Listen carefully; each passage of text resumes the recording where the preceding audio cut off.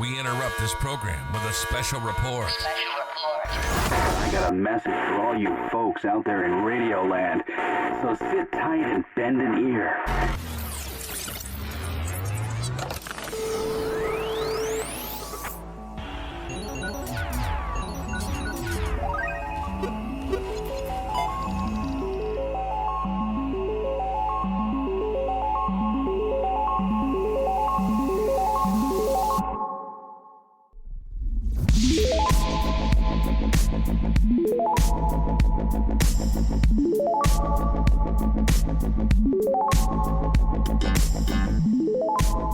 What's up, everybody? This is the Manga Monday show. I am Edgar, boss man number 1, and I got boss man number 2. Why am I number 2? Well, we switch That's places. okay. I'm okay with You'll be being boss man number 1 2. in next week. I'm always number 2. What Okay, can I say? you're.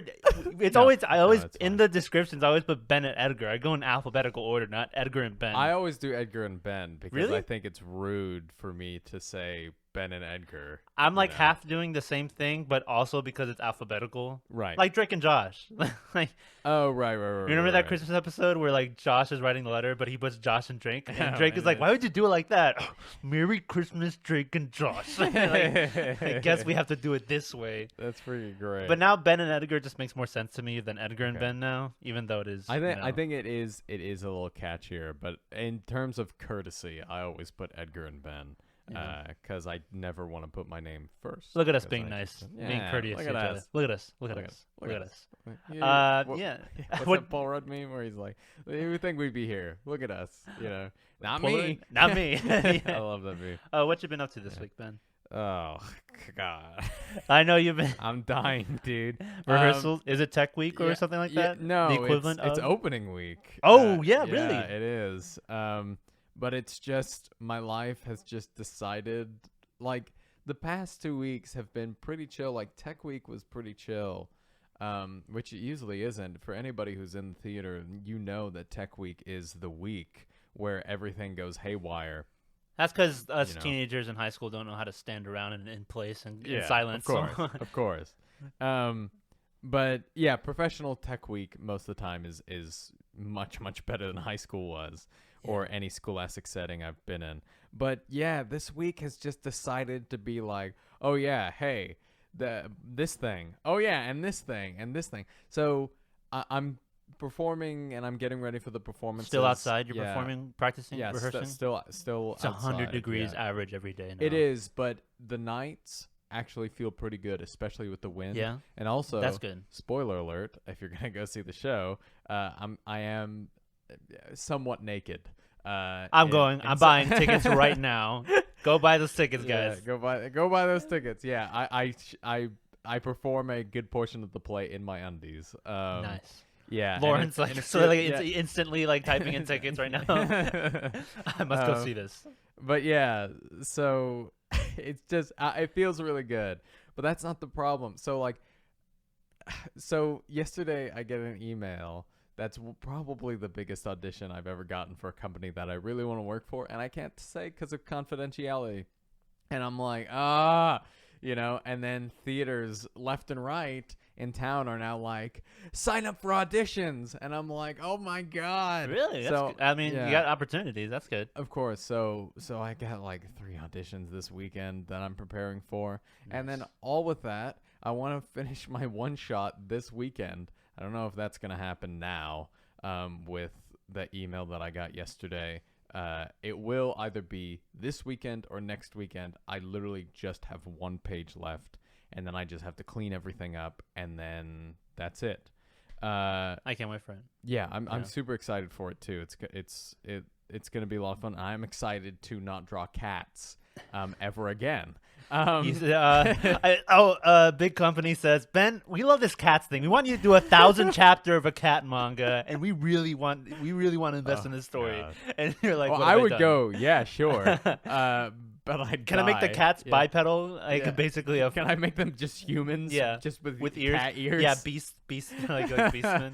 Yeah, can I just make them cat girls or something? Just That's easy anything. money right there. Easy That's, money. a Easy lot money. of guys will swim for that. But yeah, my life is a little bit haywire. So to just kind of give an update on the channel.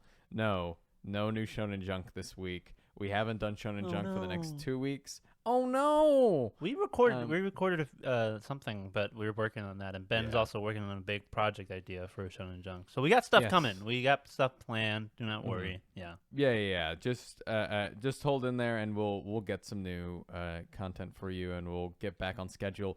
Not this week, but next week. We're actually going to have 3 videos. What we're talking about The YouTube channel this week. Yeah, for the YouTube channel. Yeah, just to clarify. What we're talking about this week is going to be made into an uncut version of a video. So it's going to, what we're talking about, I'm going to turn into a video, and it's going to be edited for your viewing pleasure for those of you who don't just want to listen to us talk and want to see footage with it as well. So yeah, what about you, Edgar? What's been going on? I've been doing. Ben, I think I committed sin. I think I did the unspeakable act ever. Think of the worst thing you can possibly think of and multiply it by like 4. You started the Holocaust. I wish I could say that. What? No. Hey, yo. No. What? No. Flip that. No, cut that. No. This is satire. Obviously. No, I played Fortnite. I downloaded Fortnite and I played it again. I don't know what it came into me.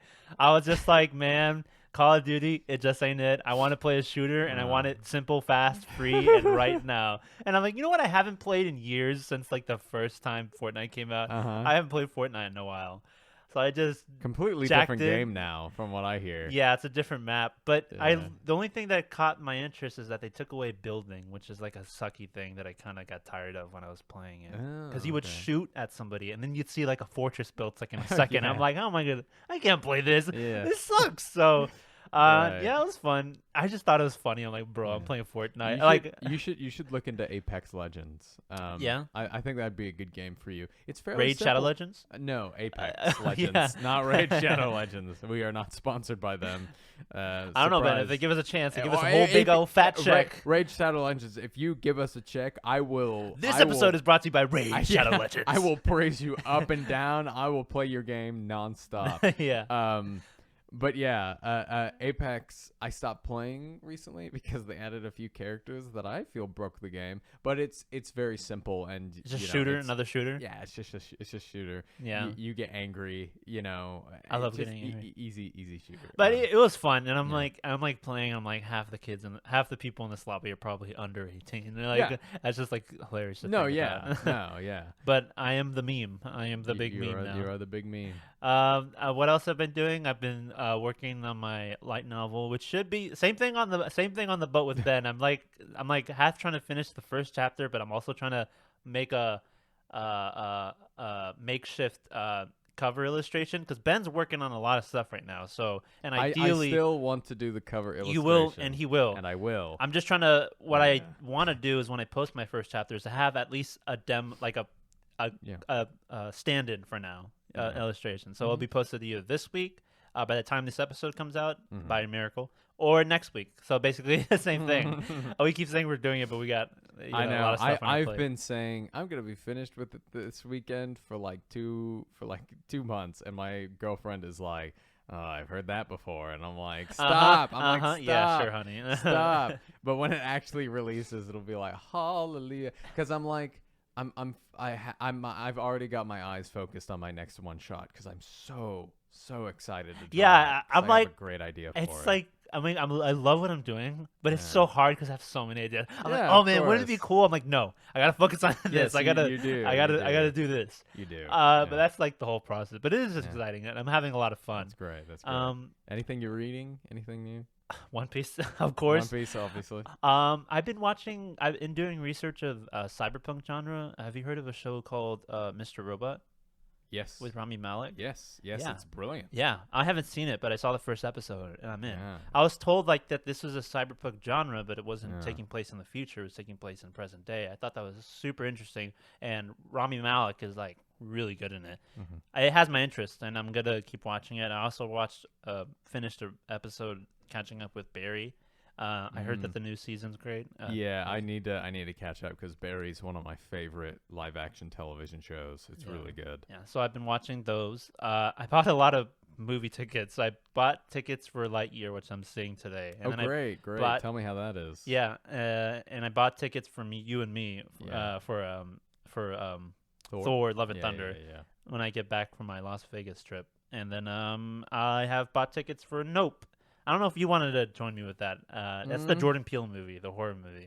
Oh, yeah, no, I'm not a fan of seeing horror movies in You're not? theaters. No, because I'm a scared little. I love horror movies. I love especially really good horror movies that really Just but from the comfort yeah. of your own well-lit yeah, room. just from my house. when in the middle of the day. in the middle of the day when the windows open and like all my animals are in my room, so I know nothing bad will happen to me. But, I'm with you there. But like I love Jordan Peele. Like I love saw it. Us I in love theaters. it. I'm like, this is great. I'm gonna love it. No, I couldn't. You also don't like roller coasters, don't you? No, I hate roller coasters. God, I've been wanting to go with you to Six Flags for like ever. Dude, they just don't do anything for me, man. I'm just like. It's also motion sickness for you, right? Yes, that gets me motion sick, but it's not. It's mostly about every time I've gotten on one, like I'm also terrified for my life, but I'm also like this just isn't fun. Like I just don't feel like happiness when I'm doing this. I just feel sad. And Sad yeah. on a roller coaster, Yeah, I'm not just- even scared or thrilled. Yeah. Remember, because we went that one time in high school, and we rode on that. We rode on that one. You're the only person I've ridden a. We went on a roller coaster together. Yes, you're the only person I've ridden a roller coaster with before. When did we go to a it was theme like- park? It was like, it was with. I don't want to name drop, but it was junior. It was like early junior year. But or where were something. we? Where were we? Yeah. I don't know. Oh, I mean, it was like the smallest like roller coaster on Six Flags. Oh, so we went to Six Flags together. Yeah, we did. We did. did. Yeah, I have a horrible memory. I do not remember this at all. Yeah, we did. But I we wouldn't be did. surprised. No. Well, I do. Well, I don't remember that, but I remember we went to like a mini golf course, and there was also some go-karts, and you didn't want to go on them. No, I like go-karting. Go-karting. You didn't want to go. You were like, no, What? I'm not gonna go. I'm not gonna go. No, I don't want to go. And then me and Eric, or another friend of ours, was like, oh, I was like basically trying to drag you onto it, and then you like wussed out, and we didn't end up going. What? Yeah, That's so ask him, weird. bro. I was so mad. I'm like, That's bro, it's so just go-karts. weird. Like, Why did I do that? I don't know. I You- don't know. I'm sorry. I apologize. past for Ben past being Ben. stupid. No, it's Yeah, alright. I'm sorry. No, but Yeah. roller coasters is another thing. But I was just like, Yeah. what with that Yeah. go-kart Speaking thing? of being scared, Edgar, recently I've gotten over my fear of cockroaches. Really? Yeah, I have. So I just don't like them. I get. well, I don't like them either. But like usually when a cockroach comes in my room, I hate it more because like there's so many places to hide. Because my room. so is, once you lose yeah, it, you like, oh man, that's it. It's done. gone, and I'm searching for it for 2 hours. Yeah. You know? And I can't sleep because then I'm paranoid. You know. But this last week, I was just sitting down at my desk, and I feel something crawl up on my leg, and I brush it off. And usually when that happens, or I see a cockroach, I'm It's your like, cat. oh, Oh, you and mean, I run out. I run yeah. out of the room, and I slowly walk in, and I spend about 2 hours trying to kill it. I have a hole in my wall where I tried to punch a cockroach, and I missed. You have a hole. Oh I have a my hole in my God. wall. There's yeah. like It's an not. entire It's not nest. a bad hole. It's just a little dent, but it's still. I still count it as a hole. Like it's still bad enough to call it a hole. But yeah. So usually I'm terrified. But this week it was after rehearsals and after such a long. I just went. Seriously. I need to kill something. Yeah. I am done. I've had it. Yeah. This is I the just last went, straw. seriously. And I've never seen a flying cockroach before. Bro. And it opened its wings. I'd scream. And I'd it- like jump out the window. And it flew from one side of my room to the other. And that just made me more like not scared, because usually I would go, oh, and I'd run out. But it just you're made me pissed off, go. or- It just made me go, seriously, dude? Like you're gonna, like, God, you're gonna give me that right now, Like- you know? And then I looked Evolution. up, yeah. I've had it. Yeah. I'm done. Like, And then it just flew to the other side, and I grabbed my Soul Eater that was still wrapped in its little thing. Yeah, That's you why I scared me grabbed with it. that when you texted Yeah, me. and I went wham, and I just slammed it, and it died. And I was like, oh. I was like, okay. And so I just didn't feel like scared like I normally was. And then the wrapping peeled off because I slammed it so hard, and I went, oh. and I started Yeah. reading Soul Eater. Ben- So that's how I started reading Soul Eater. He texted me like, Edgar, I just broke the cover of Soul Eater trying to kill a cockroach. I'm like, you ripped the cover? Like, no, the plastic cover, not the plastic actual of cover. the I cover, freaked yeah. out because I bought that for you for your Yes, birthday. you did. Oh, that's good. Yeah, it's good. So I started reading it, and I need something to read because I don't have money to buy Vagabond or Dead Demon Destruction. Dude, I'll buy So- you all of Soul Eater if that's what it takes to get you read. Like, That's what it I was takes. like, just tell me when you finish the It's first volume, good, I'll buy you yeah. the next one. It's Like, good. It's good. We'll talk about it. I'll finish the first volume, and then we can talk about it. Maybe every 2 volumes when I'm done, because I don't know how many volumes there are. But it's really good. I'm really enjoying it. Nice. And it's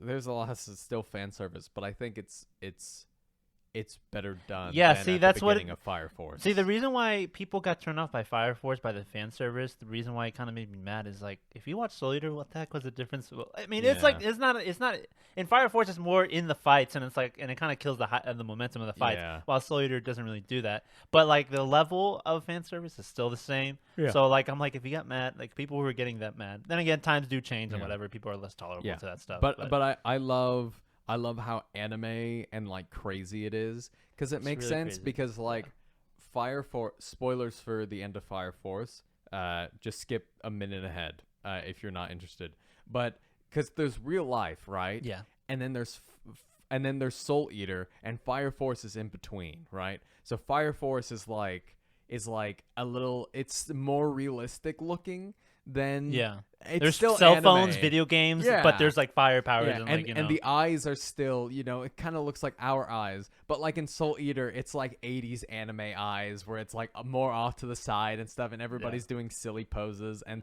people are moon like and sun look- drooling. yeah. Everything It's looks so whack. funny. Like, oh, I just Yeah. love the style of it. Yeah. It's so like bizarre and like crazy. It is really funny. Yeah, I love the dad who is just a skirt chaser and is like and tries so hard, and he's like, no, I love my wife and my daughter more than anything, but he just can't do it. The voice of him is the actor who played who is like Broly that you know him as Broly, but he played. Vic Monogna. Yeah, he also Yeah. voiced Edward Elric in Full Metal Alchemist. Yeah, He's great in the Soul Eater dub in the show. Yeah. Really funny. But I'm glad you're enjoying the series. I can't wait to talk about it more. Moving on to the news. News. Huge news. Ben, you got some news Huge. for us? Yes, I'm just gonna I do. add at the end, or add maybe here and there, depending on what you covered, what I don't have. I don't have that much either. So Cool. I'm gonna blitz through this really fast, but this is probably one of the biggest ones of this week. Dr. Stone, as we know, has a Dr. Stone. you said Sown. Dr. Stone. I That's messed okay. up. I mess up Dr. Stone, Doctor Strange. Yeah, you always Doctor- you always whatever. do it. It happens. So as we know, Dr. Stone's getting a Ryusui 1-hour anime special. Yeah. That's just gonna be a promo video about or like 1 hour.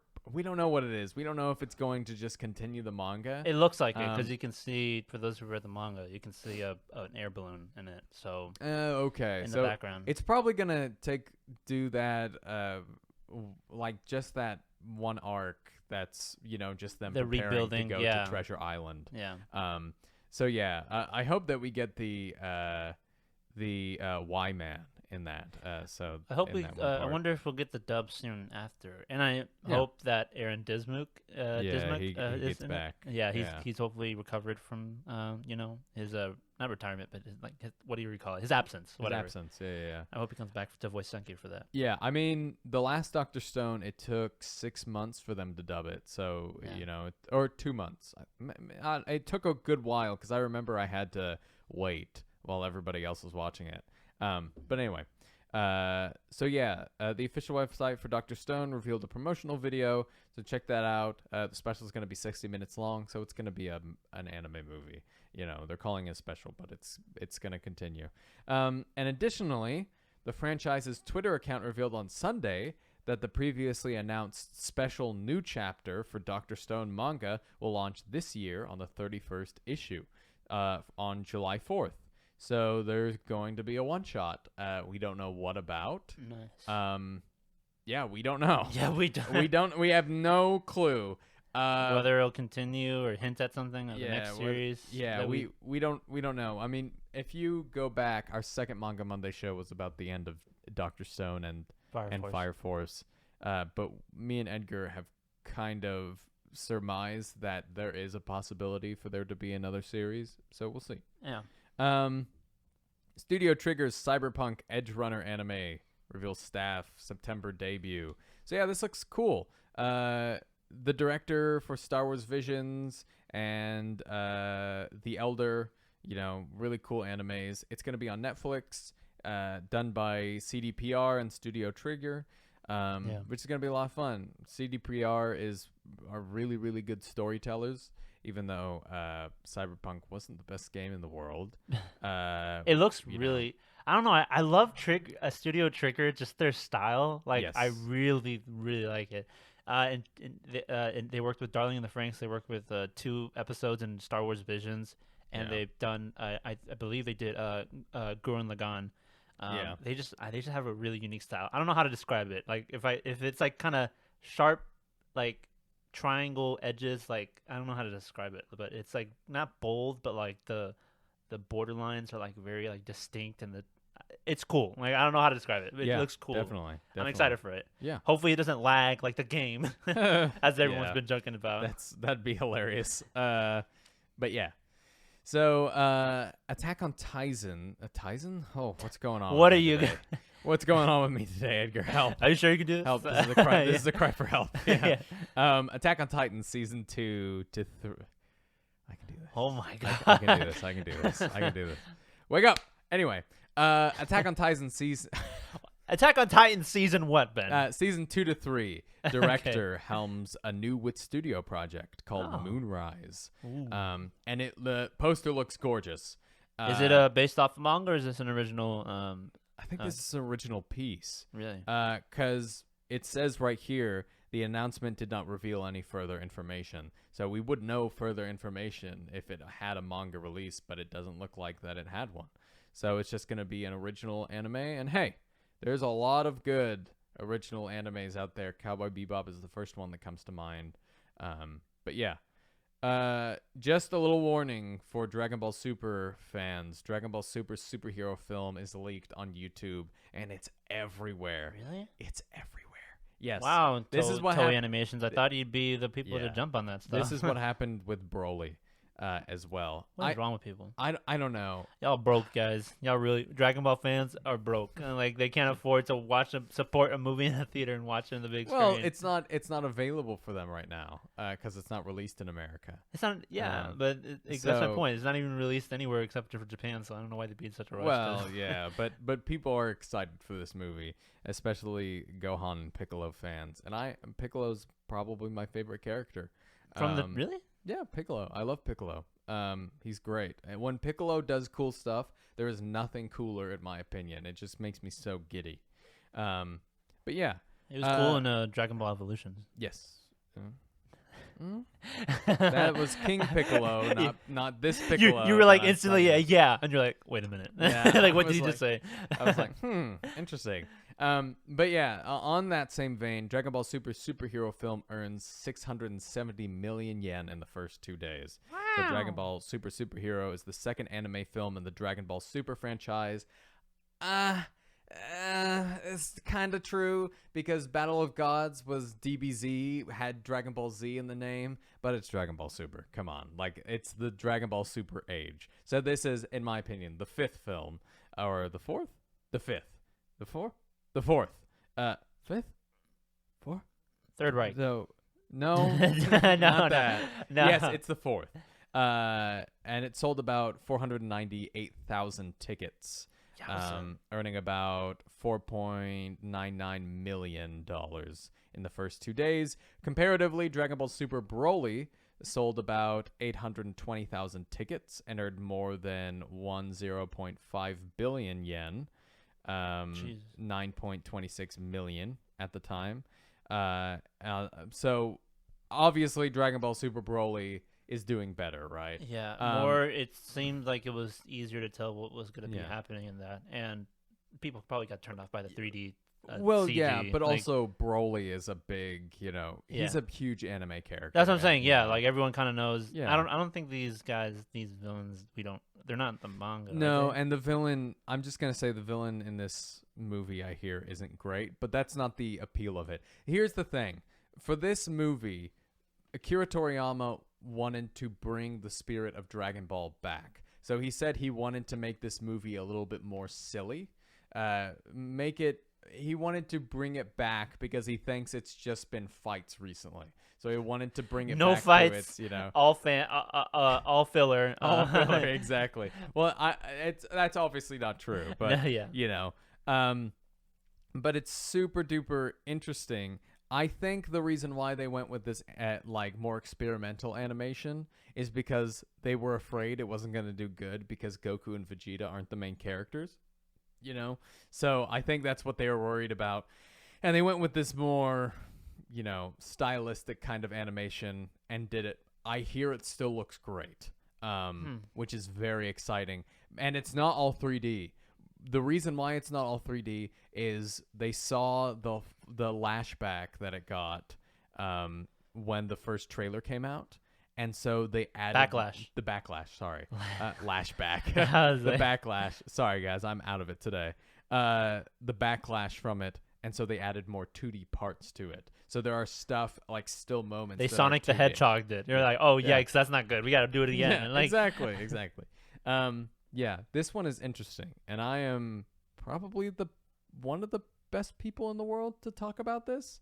For those of you who don't know, I'm a huge Lord of the Rings fan. Oh, right? I know you're talking Yeah, about. I am. I read every one of Tolkien's Middle Earth saga books once a year. Did you see the Whether it's- original animation for it? Yes, I did. All I right, did. so that looks like That was awful. Yeah. The Hobbit one was good though. Yeah. But the original, God, Sam is just a dumb idiot, and he's weird. He's a dumb, weird idiot. In that. I think that one of the things I love from the Lord of the Rings is that the best friendship in any piece of fiction is probably Frodo and Sam. Yeah, definitely. Not really so much Frodo to Sam, but Sam towards Frodo. Yeah. Well, Frodo, I think Frodo the dude was carrying the bane of all evil. I know, for like 6 It's years. just so hard to like him or Yeah. like understand when all he does is listen to Gollum. I'm Yeah. like, bro, come on, But man. I get it.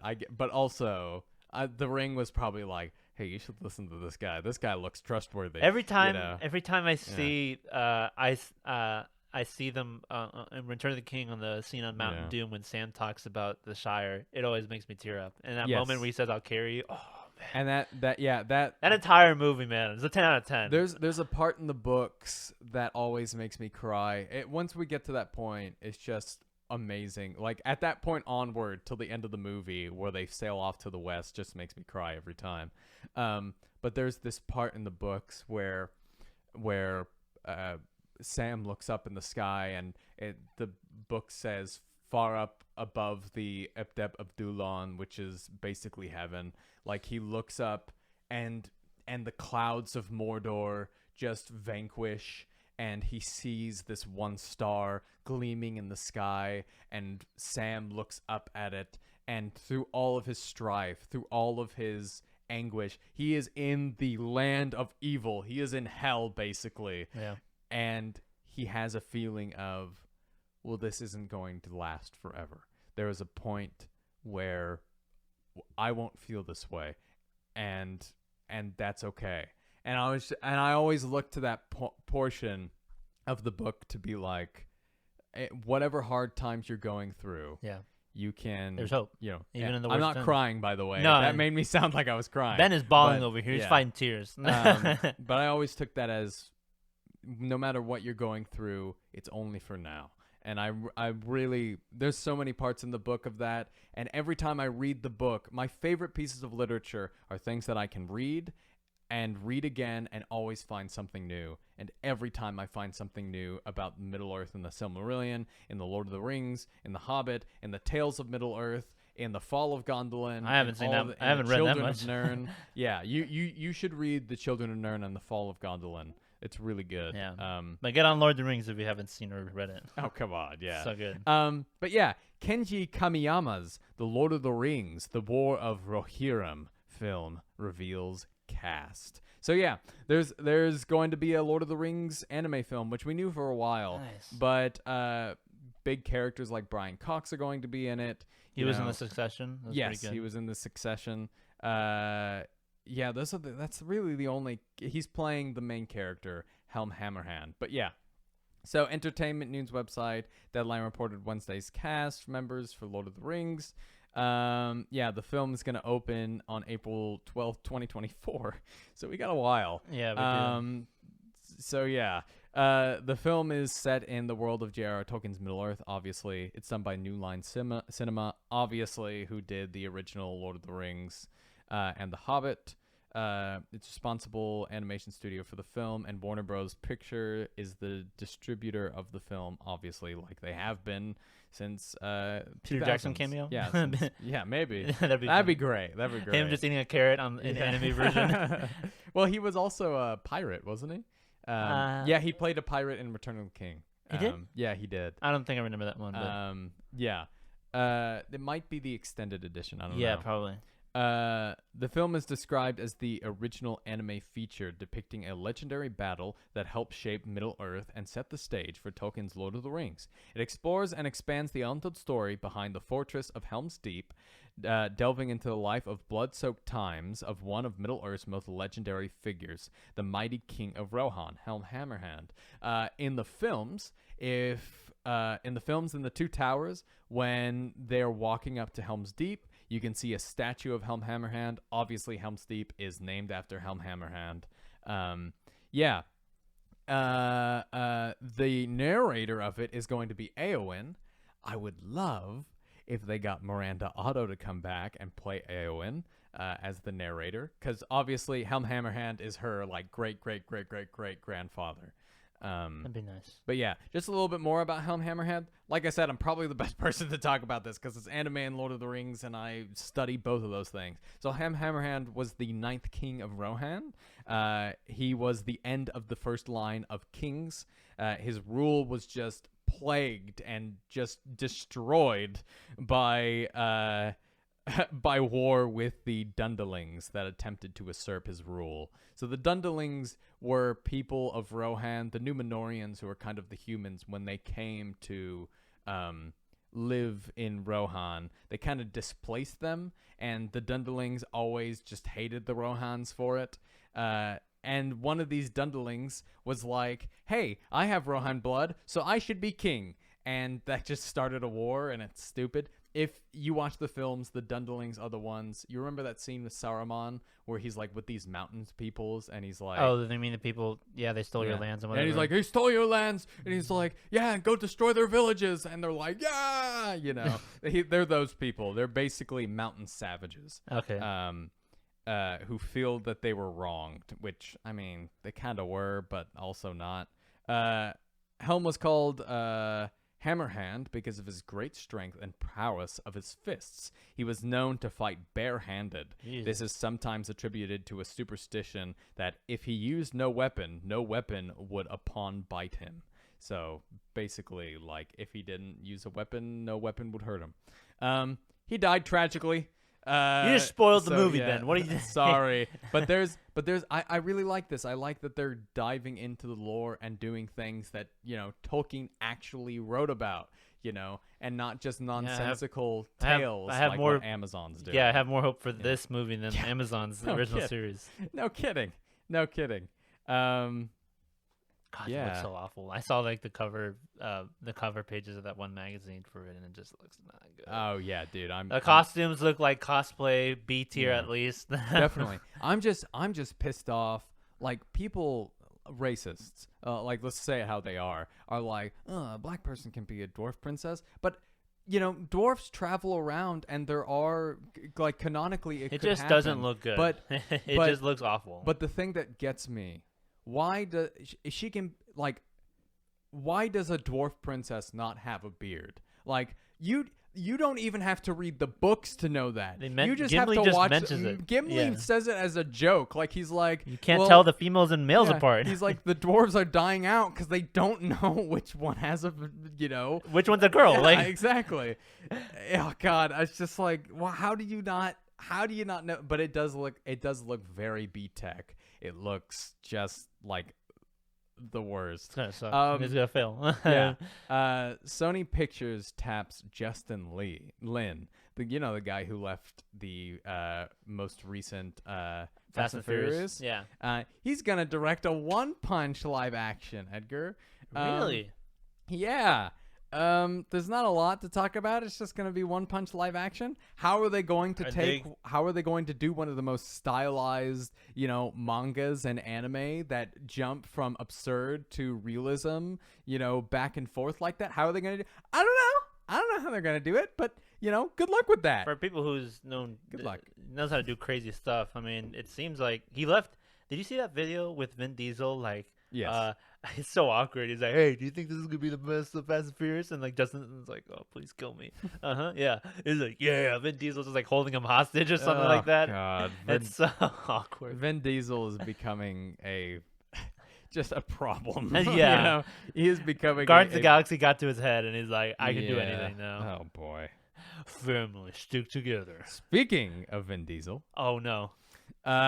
a bookstore uses Vin Diesel family meme to sell Spy Family. Oh, I saw So, that. yeah, he's like, It's about it's Spy all Family." about Spy Family. I just thought that was funny. Oh, have you seen? There's also that meme. I love. I think you sent it to me, or I sent it to you. It's like, it's like in the Two Towers, Lord of the Rings. Like Aragorn looks up, and usually where Gandalf would be with the Rohirrim. He's like, you see Vin Diesel in a car. He's like, family. It like drives down it, like the army. Yep. Oh, it's so great. Um. Man, but a live action One Punch Man, that'd be pretty interesting. I know you're not really. I know you Not don't. fan, Yeah, you're not a fan of fond. live action. I'm fond of live action. And this is an idea for Shonen Junk that we had, where we actually made good ideas for live actions. They just choose the most nonsensical versions. Like, you're never going to have a live action version of All Might that's going to look good, but they're gonna try it. Eventually, somebody's gonna get their grubby hands on it and try to do it. It's like it. I mean, it could be said that no anime or manga needs a live action adaptation. Yeah. But it's even with the simple ones like Death Note, which is like probably the easiest one to do. They just managed to screw it up. I just don't understand why they tried too hard to make it their own thing and not follow the actual what do you call it? The story and the concept of it. It just never seems to like follow through, and I don't know. We'll see how it goes. Yeah. This is the last news of this week. So remember a couple weeks ago we talked about Avatar Studios. And how we heard rumors that there were going to be 2 films. Actually, there are going to be 3 animated Avatar films 3 by Paramount, Nickelodeon, and Avatar Studios. Wow. So Avatar Studios is getting that big money from Nick and Paramount. So yeah, it's going to be directed by one of the films is going to be directed by Lauren Montgomery. Who's that? Lauren Montgomery. She did a whole bunch of stuff for Legendary Defender, Voltron, Scooby-Doo, and Young Justice. So she's apparently a veteran. And it's, of course, going to be headed and written by Dante DiMartino or... That's the guy who plays Zuko, right? Mike and Brian. No, sorry. No, you're right. No, Dante Bosco is the voice. Is voice. And, sorry, Mike and Brian are going to be... heading it, so it's going to be great, and I'm super excited for it. So yeah, that's it for me. Yeah, I have something quick some real quick things to add. My section of the news, the better half. The better half. No, it's just some quick things that I saw. Let me get through this one first, which is a bit more sadder than the other ones that we talked about recently. Okay. Unfortunately, not this last week, but this week, at least of recording, it was announced that voice actor Billy Kametz passed away. I heard about this.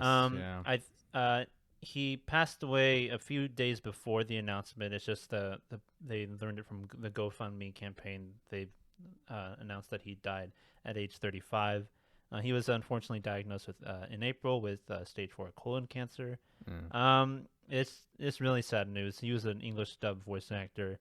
And I haven't heard his. Actually, I have heard his work. He's voiced White Blood Cell and Cells at Work. I watched the dub for that. He was great. He voiced Rui, the spider boy from Demon Slayer. Yeah. And he also voiced Naofumi in The Rising Shield Hero and Josuke in JoJo's Bizarre Adventure. That's probably his biggest one that he voiced in. Yeah.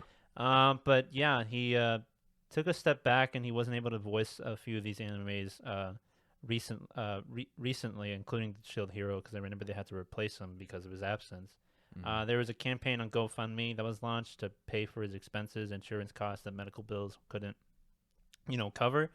And now it says that any remaining money that wasn't used towards that will now go to his funeral. And it just sucks. It's really sad to see somebody in the anime and voice acting line of career to pass away and at such a young age. It's just like it's awful. And I saw that Crunchyroll posted a not a memoration. How would you say it?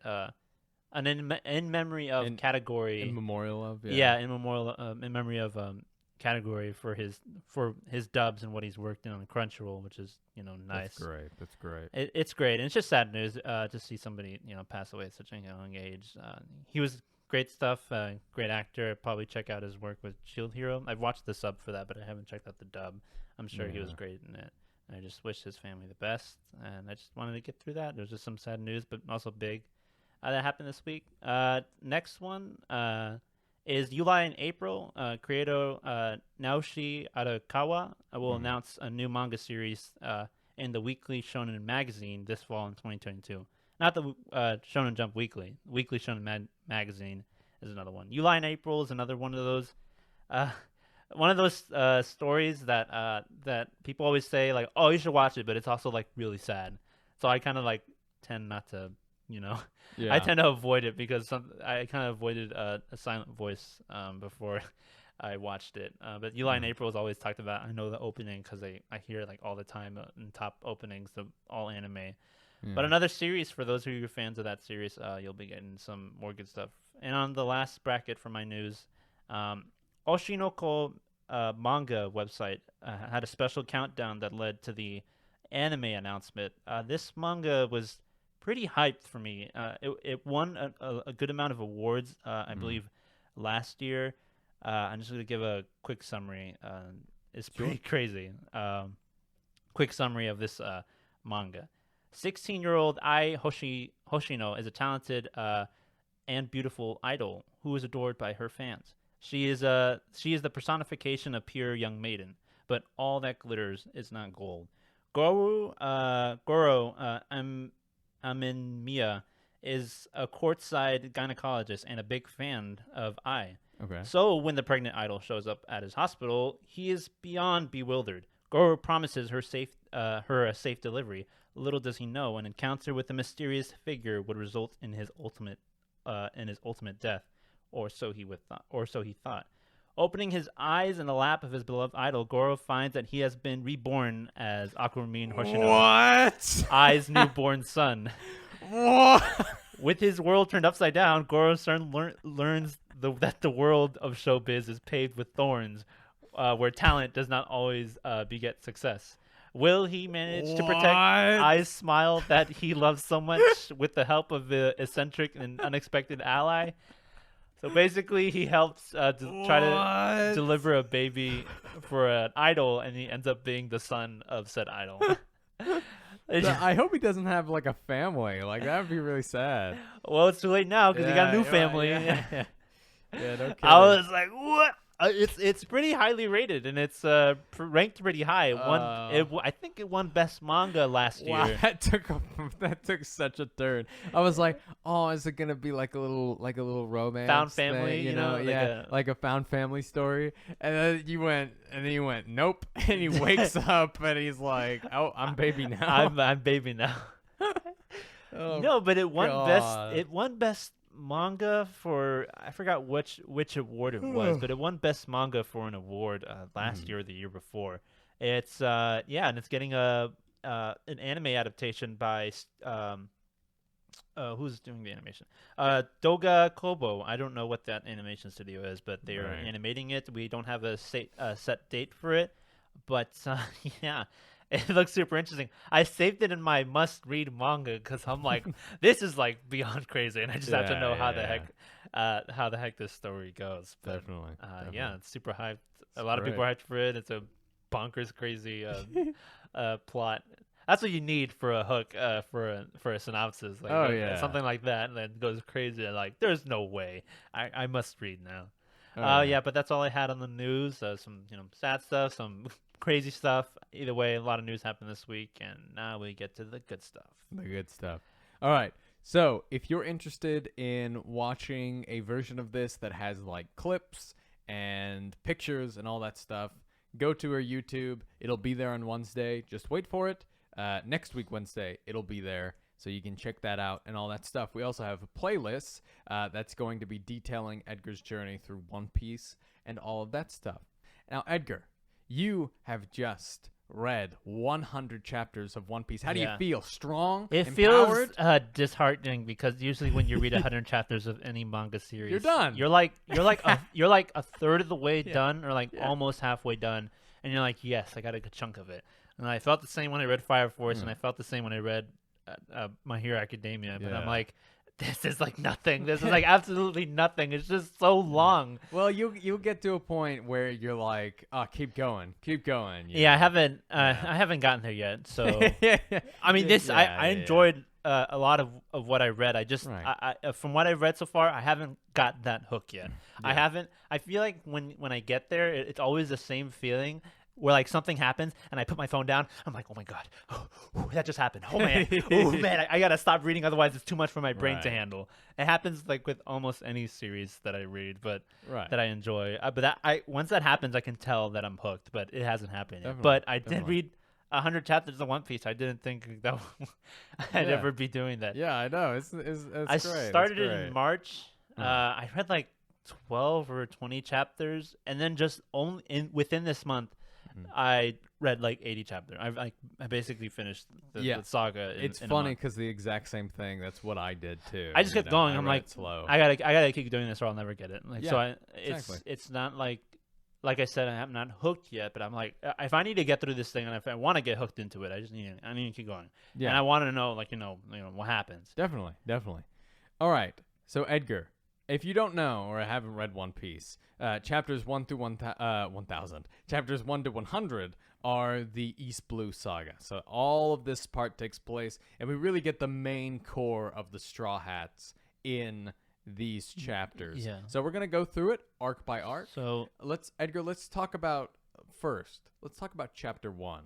What did you think about chapter 1? A good setup, do you think?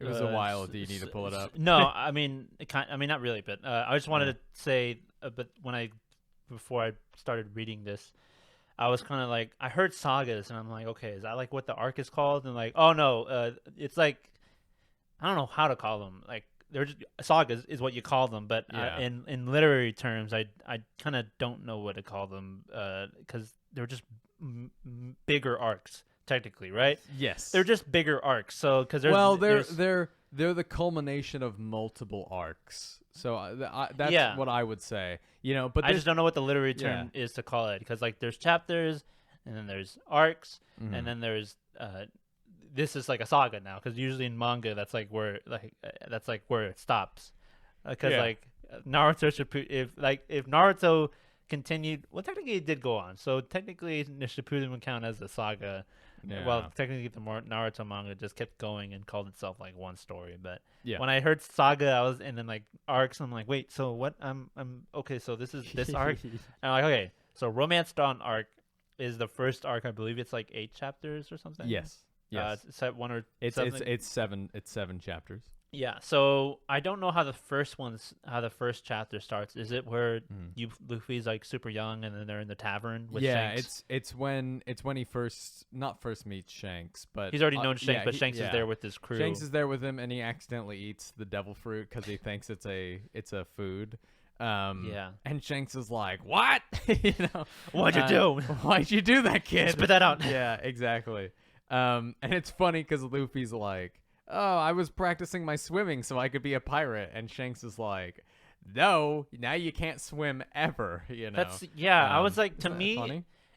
I was like, that's such a big like not letdown, a big anchor. Yeah. That's like such a big. Especially in a world with so much water. Yeah, I was you like, know? this is gonna come up a lot. It didn't. Well, at least in these 100 chapters, it didn't come up as much of an issue because, like, they're always on a boat, and then they have to land at some point. Yeah. So it's not like they have to swim everywhere. But I'm like, that is gonna be a big problem in the future for people who obviously. Do you like? From what you've seen so far, do you like the power system of devil fruits? It isn't. I mean, it hasn't introduced itself as a power system because usually with most manga stories in general, they always delve in. Not always, but they tend to like explain the rules and like, oh, you're at this level, kinda, and you can only do this and that. But Luffy just starts like doing things. Like he just starts stretching. What's his devil fruit? It's rubber the or something? Gomu no Mi, or the rubber fruit. Yeah, so he can stretch. He's like Mr. Fantastic. Yeah. But he can't like make shapes or like alter like his. Well, he can make like his hand like a big puff ball. Yeah, he's kind of like Okay. He's kind of, what's his name? He's not like Jake the dog. Who's the guy who eats vegetables and Popeye? Popeye. Yeah, he's like him. I was thinking it was gonna end up something like Jake the dog from Adventure Time, where he can shape his like fist into like different things. But this isn't really like that. It might get like that in the future. But as of right now, he can stretch a lot and kind of make himself puffy big if he wants. But he's just started doing things, and in terms of power system, it would just announce what a devil fruit is. Like, I'm not gonna jump ahead, but Buggy the Clown, we get introduced, he just explains like his devil fruit, but it never talks about what rules there are, what the boundaries are, so it doesn't overload you with that information yet. So I like how simple, because it is, all this is simple. From its like heart, it is a manga for kids. Yeah. know? So Oda has stated that when he goes to a restaurant and he sees One Piece playing on the television and he sees the kids like in awe of it, he says in his heart he never wants to let those kids down. So he's going to it's like keep George doing Lucas with Star Wars. Yeah, exactly. And then you get hardcore fans like, no, it's not for good. Like, what are you talking? How can you say that? God. Well, I think one of my favorite quotes, I forgot who said it, but one of my favorite quotes is, a children's story that can't be enjoyed by everyone is not a good children's story. And I completely agree. It's like Pixar. That. Yeah, basically. Exactly. Yeah, but this arc also has Zoro in it, right? No. I think the last chapter is. Oh no, it is. It is. Yeah, because he goes to I don't know what town he goes to. He goes to Shell Town. Yeah, he goes to the next town. I don't know. The town that's just overrun with Marines. Yeah. Yeah. That would be right. Now where Luffy is at now. Before we move on, because it's gonna be a while. What do you think about Shanks? He's cool. Good. We saw like 2 chapters with him, right? Yeah. But I know how big he is. Like considering it's always a meme of like, oh, Shanks, he's such a cool guy, but he's like barely in the story. Like all I know of him is reading a magazine or something. It's like chapter 1. Oh boy, I can't wait till we learn more about Shanks. Chapter 1304, or chapter 1034. Oh boy, I can't wait till we learn more about Shanks. Honestly, if I didn't know who Shanks or how important Shanks apparently is, I would have forgotten about him. Yeah. Because he is an inspiration of Luffy, and is the reason why he wants to be a pirate. Yeah. And he gives him his Shanks gives Luffy his straw hat, which is like his how do you say it? Not prize. His treasure is what he calls it. I don't know exactly. And he says, "Give this back to me when you've become a true pirate." Basically. Oh, how did they meet? I don't know if they explained this in the first few chapters. Has it explained how Luffy and Shanks is hanging out in that village. Shanks was born in the East Blue, so he hangs out in that place. But the place that most pirates hang out is the Red Line. And he's just taking a break from being there, and he's hanging out in the East Blue. A lot of people think, and I won't say why, but a lot of people think there is a reason for him being there, like a love interest. I won't say who, but a lot of people think that Shanks has a love interest there, and that's why he's there. But obviously him and Luffy have a history together. But I don't know, that chapter, that panel is still one of my favorite in One Piece, is when he's giving him the hat, and he's just standing there crying, and Shanks loses an arm, and he's like, whatever. He's like, it's okay. Like, who cares? Which is really cool. I'll mention him a bit later because he shows up at the end of this. But Zoro, sorry for cutting you off. Yeah, he Go goes to the next town. He does Luffy take like a rowboat out? I forget how. No, so well, yes, they do. So remember, he gets caught by Alvida, who is the pirate with the Texas hat, and she's fat. Yeah, you she's know? not hot yet. She's not hot yet. But you reminded me of. And they find Kobe there. Yeah, Kobe is the kid who wants to be a Marine. Well, he worked for Alvida, right? Well, worked. He was a say slave. He was a slave. Yeah. Okay. I don't know. I can't remember. He was worked without their, any money. He was pay. their navigator. Okay. Forcibly so. But he wanted to become a Marine. Yeah. You know. But so. they end up at the new town at Shellstown. And he finds Zoro there. Yeah. And when I read him as Zolo, I'm like, wait, is he not Zoro? Why are they calling him Zolo? It's because in Japanese it is Zolo, but they would say it Zoro. You know. So will that change like as I read on? Like at some point they'll just start calling him Zoro on print, or does it always in the manga? Does it still refer to him as spelled as Zolo? With an L. It depends which version you're reading. I'm reading it on the really official does. Shonen Jump. Yeah, they still have it as Zolo. Okay. But in my mind, when I read it now, it's just like, oh, it's Zoro. Yeah, exactly. So with an R. So, but he's tied up. Yeah, I don't know. I think he's not in prison, but he's like just arrested. He's tied up, getting ready to be executed. Okay, yeah. And then there's a little girl that's feeding him, which is nice. Giving him food. I don't know I forgot what their relationship is, but eventually, Luffy comes along with Kobe, and then I don't know what drives Luffy to save him, but he eventually ends up because Luffy thinks he's so cool that he wants him to join his crew. Yeah. So he saves him, and Zoro's like, Zoro, when he gets freed, what did you think about his three sword style? Like, what was you thought about the first time you saw it? That's not real. That can't work in real life. That is impossible to hold a katana in your mouth and hit people with it without breaking your teeth in. Yeah. But it looks cool. Yeah. He's a bounty hunter at first. Yeah, he's a pirate hunter. He's a pirate bounty hunter. Yeah. But there is. But I always think it's so fascinating because when he, breaks out and he's like, I'm going to become the greatest swordsman on the sea. Are you okay with that? And Luffy's like, bruh, the Pirate King needs that. Come on. Yeah. That is cool. He's like already included him. Yeah. I love it when Luffy like wants someone to join. Like, hey, you're cool. You're going to be my crew. And they're like, no. He's like, too late. You're going to be in my crew. Isn't it funny when he's like, we need a musician, and like, he's always saying musician first. And Nami's like, dude, we need so many other people before we need a musician. He's like, we need a musician before he even has a boat. Yeah, exactly.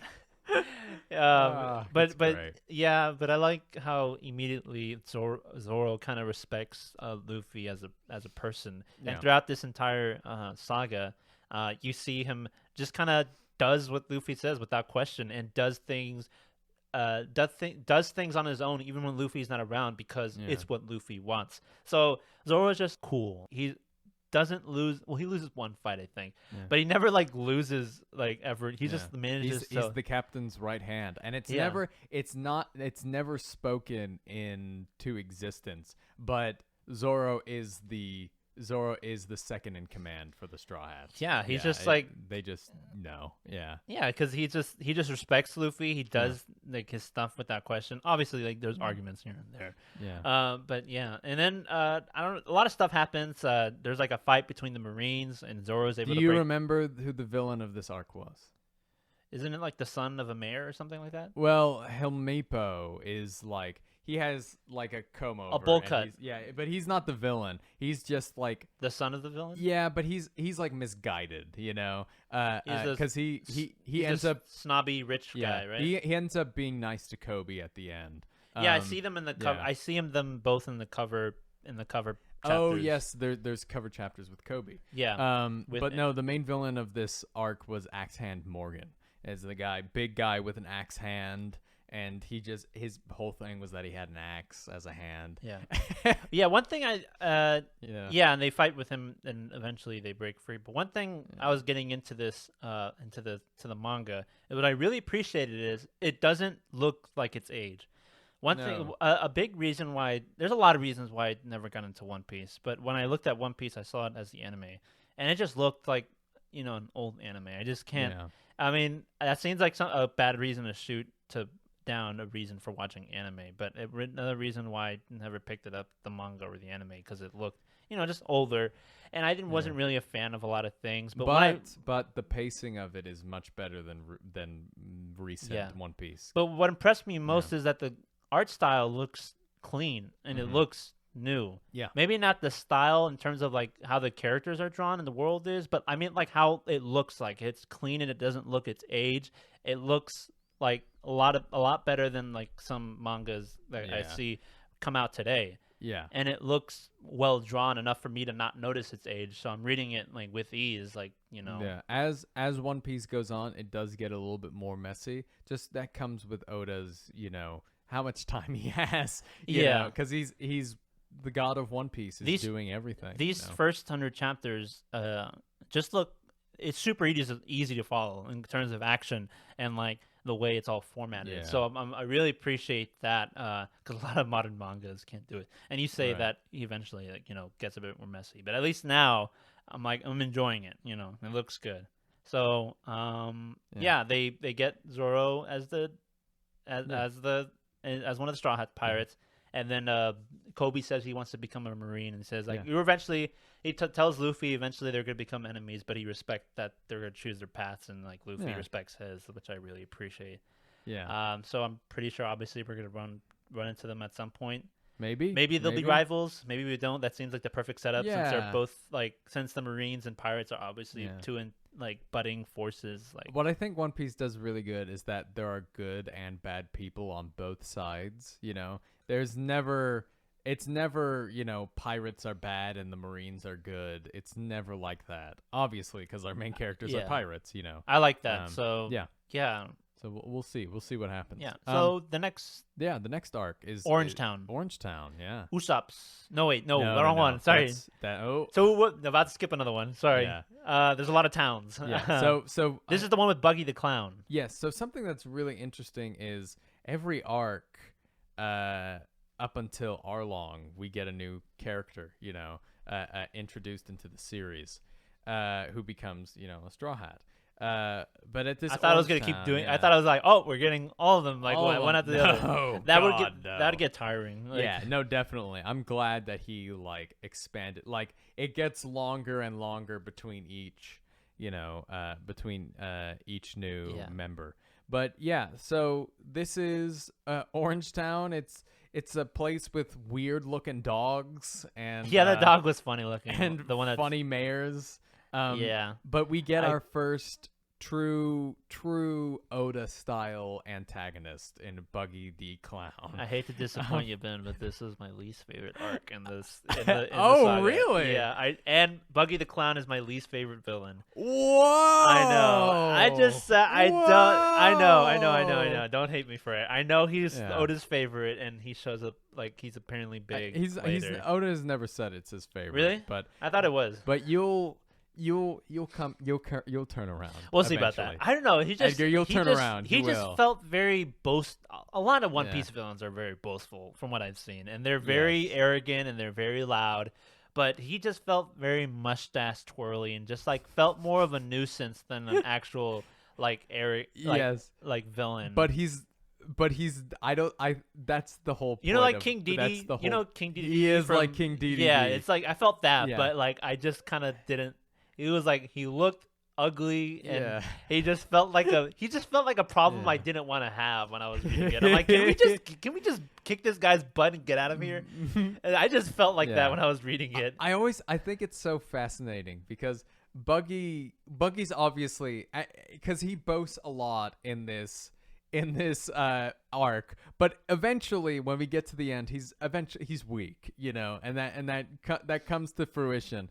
But something that's always talked about is how overpowered his devil fruit is, and if Buggy actually trained, he could become a monster. He can separate his body parts and attach them in certain ways. Yeah, it doesn't seem that. And this is the second. This is the second devil fruit we ever see, right? Really? I think so. Yeah, but like I said, the power system doesn't it's just like there. It hasn't Yeah. explained anything yet. So it just says, hey, these certain fruits can give you certain powers, and it doesn't really Yeah. explain itself so much. So and it's not like it's bad that I'm not interested in it, but it definitely doesn't give me the burden of having to learn all these rules yet. I entreat you, Edgar, to watch some of Buggy's clips from this arc on YouTube, because I think a lot of his charm comes with the voice actor who does Buggy, because he does an amazing job with like the screams and stuff. You know, it's really funny. I watched the first episodes of the first arc of Dawn. I already forgot Romance it. Dawn. Romance Dawn. I watched a few episodes just to see what Zoro sounded and looked like, and then immediately after, I just didn't watch any clips from this one. And then but like the next arc, I was like, oh yeah, I'm just gonna watch a few videos and like episodes just to see what that sounds like. But I just skipped this one. Yeah. I didn't breeze through this arc. Like there was some stuff that I liked. I liked the dog and then like the lion, and then Nami unofficially joins, but she's also a bounty hunter. She hates pirates. She seems really distrustful and but there's a lot of things she does. She's not a bounty hunter, she's a thief. Oh yeah. But she hates pirates, and there's a moment where that I really like where Luffy is in a cage and Buggy orders her.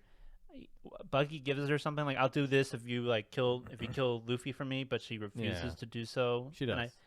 And I really like that. Yeah. I can barely remember. I can only remember the 3 arcs more clearly, but like it's fine. This might be one to take a look at again, but the main parts of it are things that you remember. It's Buggy. It's also a big part of this is that if somebody Seastone makes Devil Fruit users weak.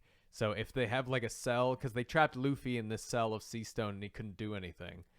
Sea stone is just like a rock that you find. Yeah, in the it's a ocean? rock like from the sea. So they make special cages because out they of can't it. swim. Then I guess that would. And it makes Devil Fruit users weak and they can't use their Devil Fruit. Oh. So it just turns them into tired human beings. Yeah, but Zoro fights in this one and it's kind of cool. But like I said, it just the Buggy the Clown kind of didn't do it for me.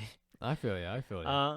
That's pretty much it. That major happens in this arc, right? Yeah. The next arc, Syrup Village arc. Mm-hmm.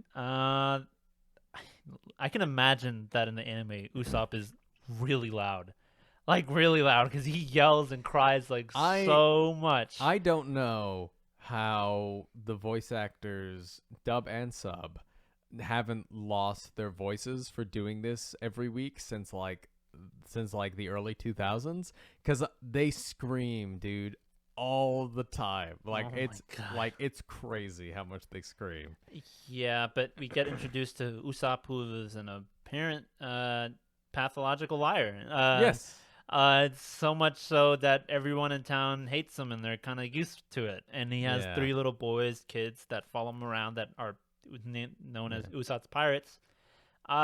He's obviously Usopp. Oda has obviously taken the idea of the boy who cries wolf and just put it in his story. Yeah. You know. What did you think about his relationship with the mayor's daughter, with the girl who's supposed to be Kaya? Kaya. Yeah, I liked it. It was nice that that Usopp had a friend and she found comfort in his stories, even though she knew they were lies. And then we eventually realized that Kuro, the butler, ends up being a bad guy, and it's just like when Usopp tries to tell her that he's a bad guy and he has this plan to kill you or something like that, to steal all of your money and whatever. She just boy who cries wolf. Yeah, it's like she can't believe it, and it sucks. Usopp wants to protect this village, but I like the relationship that they have with each other. Yeah. And but this Kuro guy, he has the dumbest plan. Edgar, this is my least favorite villain in the series. I only liked it because of Usopp and Zoro and the whole fights that happen. Yeah, but I'm not I don't hate this arc. I think there is a worse arc that happens later on, but there is in this saga. But this arc for me you? is the most forgettable. Really? I've forgotten a lot what happens in this arc. I know that that there's these the cat. I forget what are the pirates called? Black Cat pirates. There Black you go. Cats. Yeah. Yeah.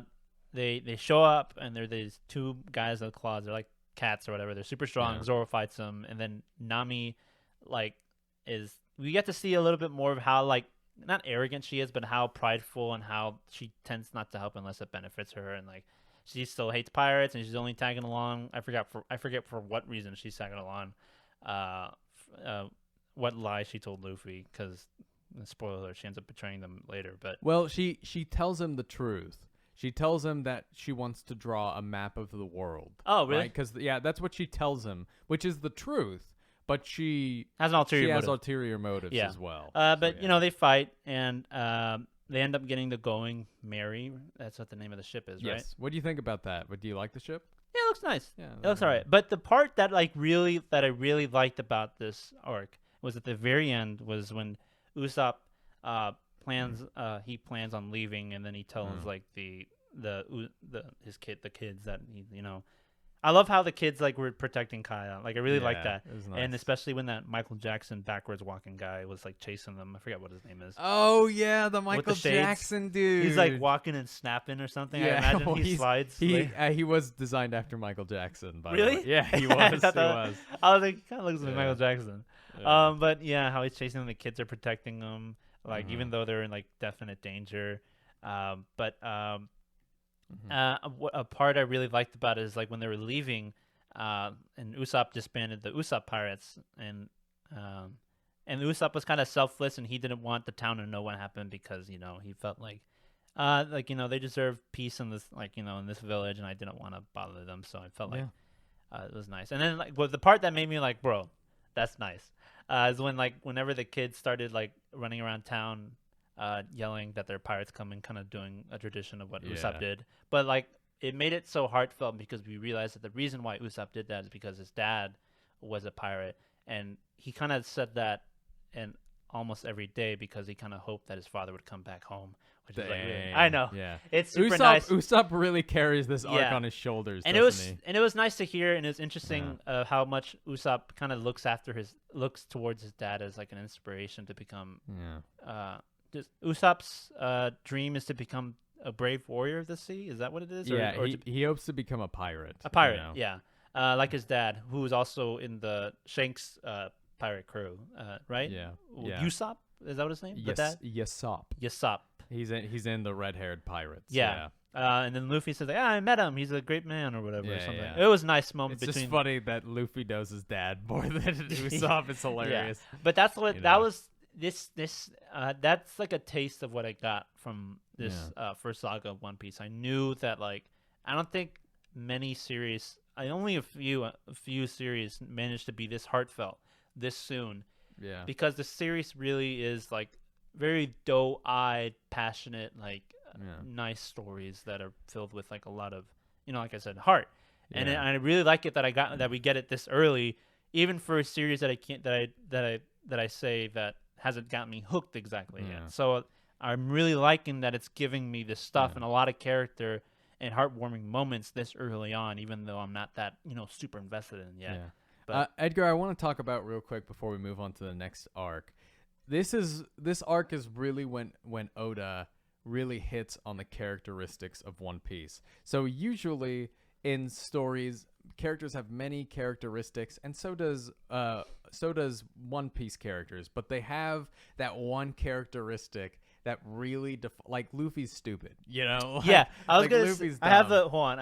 I took a screenshot because I was like, man, Luffy's dumb, and I'm like, but like as I was reading, but we still love him, but he's dumb. Come on. What I love, Oda's very like kind of not invested. He's very how do I say this? When you're like talking to the public, you're very how do you say it? Not cooperative. You're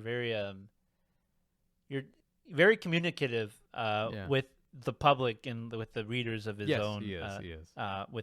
He has a Q&A like weekly, as you can see. Every week, yeah. Yeah, but like there's a really funny one that someone asked. Where is it?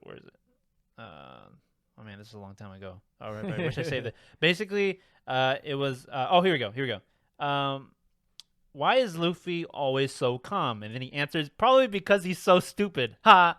I was like Luffy is stupid confirmed. Like, Yeah. I just found, Well, yeah. he's not the brightest, That is- tool of the tool shed. And it but really he doesn't shines need to be. in one Yeah. arc in an arc later, but we'll get to that. But Nami likes money, that's something, her eyes are always She's like super the berry greedy and like sign, very yeah. selfish. Yeah. And she's like, if you do this, like you owe me Yeah. money or whatever. Yeah, Like Usopp is a pathological liar, Zoro gets lost. Yeah, and Zoro like, gets lost. This happens the first time. Yeah, the in this meme arc. begins. So the meme is that Zoro, if Zoro was the navigator, they would have already found the One Piece because he always gets lost and finds his way back into the conflict somehow. Because in this episode, they go, the black cat pirates are west, and he's like, okay, and he goes like east, and he's like, man, where are they? Because he doesn't know. Speaking of that, I heard Yeah. a crazy theory that apparently the One Piece could be located right before they hit Syrup Village. They run into like a very small island where there's a guy in a box. Is that? I mean, am I crazy for that? I heard there's a theory that the One Piece is located there. It's a meme theory. All right, I don't know. Get it? Oh, okay, then I There's guess no it's fake way. then.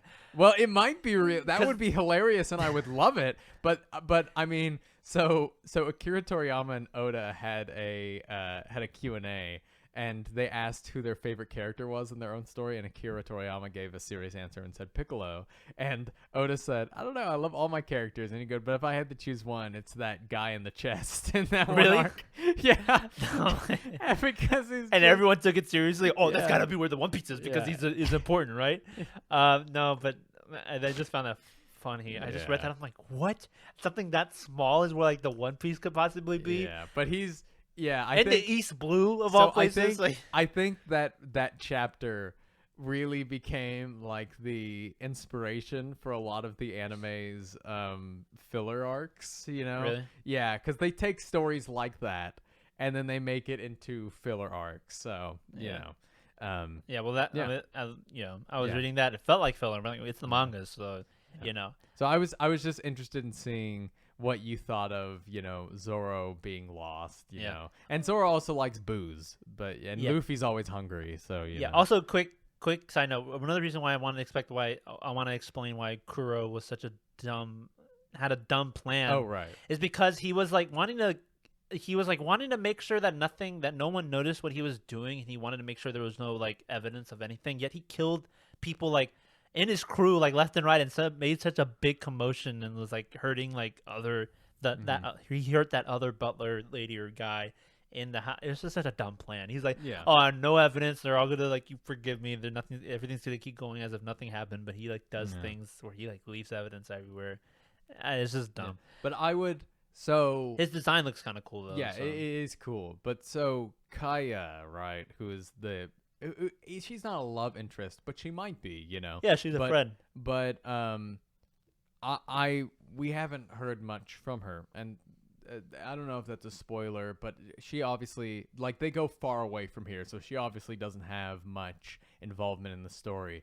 But don't you think it'd be great if Usopp's story ended with all Going of back. the great stories he has, But they're all true. but they're all true this time? Yeah. Don't you think that'd be great? Yeah, we also see in the cover panels, we see the Michael Jackson character still hanging around. I forgot his name. What is his name? I don't know, but we still Yeah. we see him hanging around Syrup Village. Yeah. But another chapter after that, we see Kaya walking around through town, and you see the kids Usopp pirates.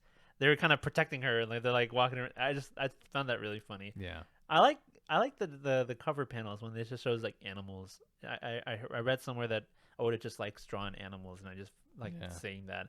It's just kind of very cute. But the it's next very nice. next arc, Barati or Barity? And I've heard it pronounced both ways: Barati, Barity, all that stuff. Barati arc. But Edgar, this is when One Piece really opens up. Like if One Piece Kinda, before was a nice little room, One Piece became a mansion in this episode or in this arc. Also, Usopp joins the crew as a sniper. How do you? I don't know how you qualify. When was a slingshot a sniper? That's like calling a McDonald's worker a chef. That's like that's really a big different step up there. That's not really the same. But when I saw that, you're a sniper, I'm like, what? Like the slingshot. It's funny because everybody, like other people, have guns. I just think just think he wanted to stay. I think Oda wanted to stay away from guns. Because guns kill people, But, I mean, there's so many people who have guns in the story. And the people die, But I think that's Usopp's thing. Like, he's unique because he has a slingshot, Yeah. But Oda has stated that One Piece was supposed to be a manga that lasted for 6 years. But the reason why it became so long was because of this one man that you love. Dracule Mihawk. Oh man! And that one guy, my favorite design. He's my favorite character. That one guy introduced the 7 warlords of the sea, and after that, Oda's story became longer and longer and longer, and afterwards he was just like, you know what, this is just gonna last forever. I'll get to that at the end, but I really like that section. Of course. But they end up at this ocean-going restaurant, Barati. And they want to end up looking for a cook because it's like a restaurant, where it cooks. And we get introduced to Sanji who's kicking people's butts, and he hates it that he hates when people waste food. And he has this weird sense of morale. I don't even know if he would call it morale, but he would feed anyone as long as they're hungry, and he doesn't like wasting food. And he doesn't use his fists. He always kicks because he doesn't want to lose his hands or something like that. No, he doesn't. He kicks because he learned it from Zeph. Okay.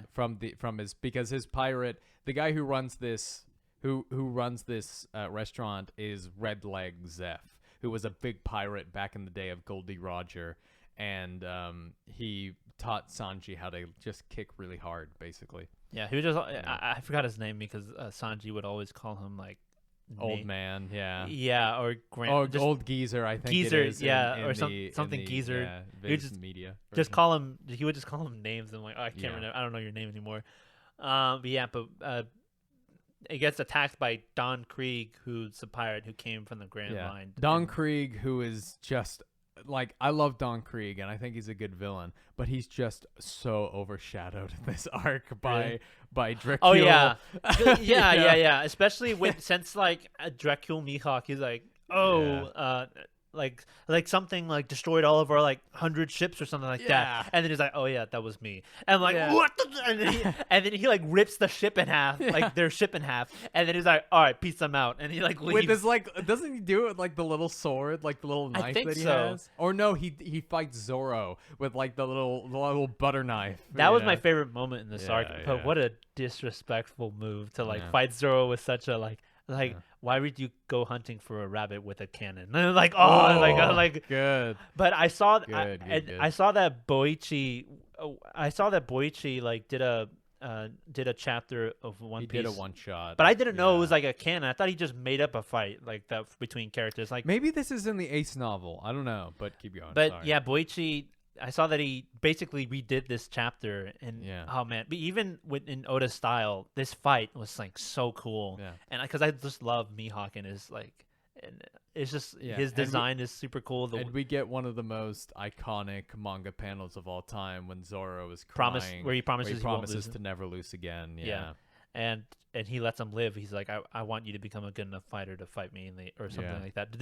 Whether to defeat him in the end or whether to be worthy of fighting him or something like that. Yeah, because the fascinating thing is, like, so Luffy wants to become the Pirate King, but the one and only Pirate King is dead. So he's never able to see somebody or watch somebody who is the Pirate King. Zoro wants to become the greatest swordsman in the world, exists. which is him, which is Mihawk. which he's facing up against, and he's so outclassed. It's hilarious. But he's so cool, and I love how he just dips and like leaves. Yeah, I thought he was gonna take care of Don Krieg, but Don Krieg was obviously the Luffy's fight. Still alive. And Sanji, I guess. I love the fight between Luffy and Don Krieg. It was super easy to follow, and I just loved how Sanji went to go rescue like Luffy when he was drowning. Yeah. And I love the little backstory we get between Zeph and Sanji when Zeph ate his own leg because he wanted Sanji to eat the food that was there on that little island. Isn't that nice? Yeah. Nice moment. But like Sanji was like the most stubborn of joining Luffy's crew so far. Yeah. He's like, no, I'm not gonna join you. Are you kidding me? I'm not gonna join you. Well, because he felt he had responsibility of leading the restaurant. You know, because he's the next. He was supposed to be the next in line. We also learned that Sanji loves females. He's a big simp. That's his big thing. But it doesn't annoy me as much as that type of archetype usually does. Usually I'm like, oh, bro, he's more. He is.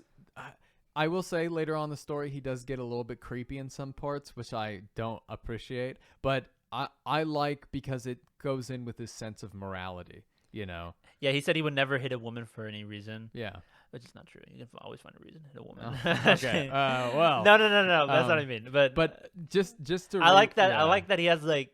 I like it when characters have like a thing, like a thing that defines them. He's like, I would feed anyone that's hungry. I don't care who they are, enemy or heroes. So the thing that I always think about when this arc comes is when Zeph makes Luffy work for the restaurant. And he's like, don't worry, guys, I just gotta work this off before we can leave. And Zeph is like, you work here for the next 10 years to He's like, how am I gonna be a pirate while working here for 10 years? Yeah, exactly. Which is so funny. And there's also that scene where Usopp, Nami, and Zoro are like having dinner, and Luffy has to serve them, and they're like making fun of him.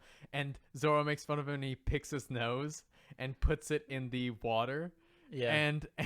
And Zoro's water, and he's about to drink it, and he like shoves it down Luffy's throat. It's so funny. I love that. I love how Sanji like sees Nami immediately. Like, oh my gosh, she's like so pretty. Like, and he sends for her immediately, and he's like treating Nami like a queen. Yeah. And he's like not giving any attention to the other guys, which is like so funny. Also, you also see like a hint like already for a dynamic. I feel like I'll get to see a lot is that Sanji and Zoro like argue like so much. Like they butt heads. Like so much. Zoro and Sanji? Yeah.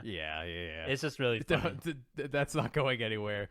Yeah. A lot of people say that Zoro stopped smiling after Sanji joined the crew. Really? Yeah. That's funny. And then like during the fight, Nami steals the ship.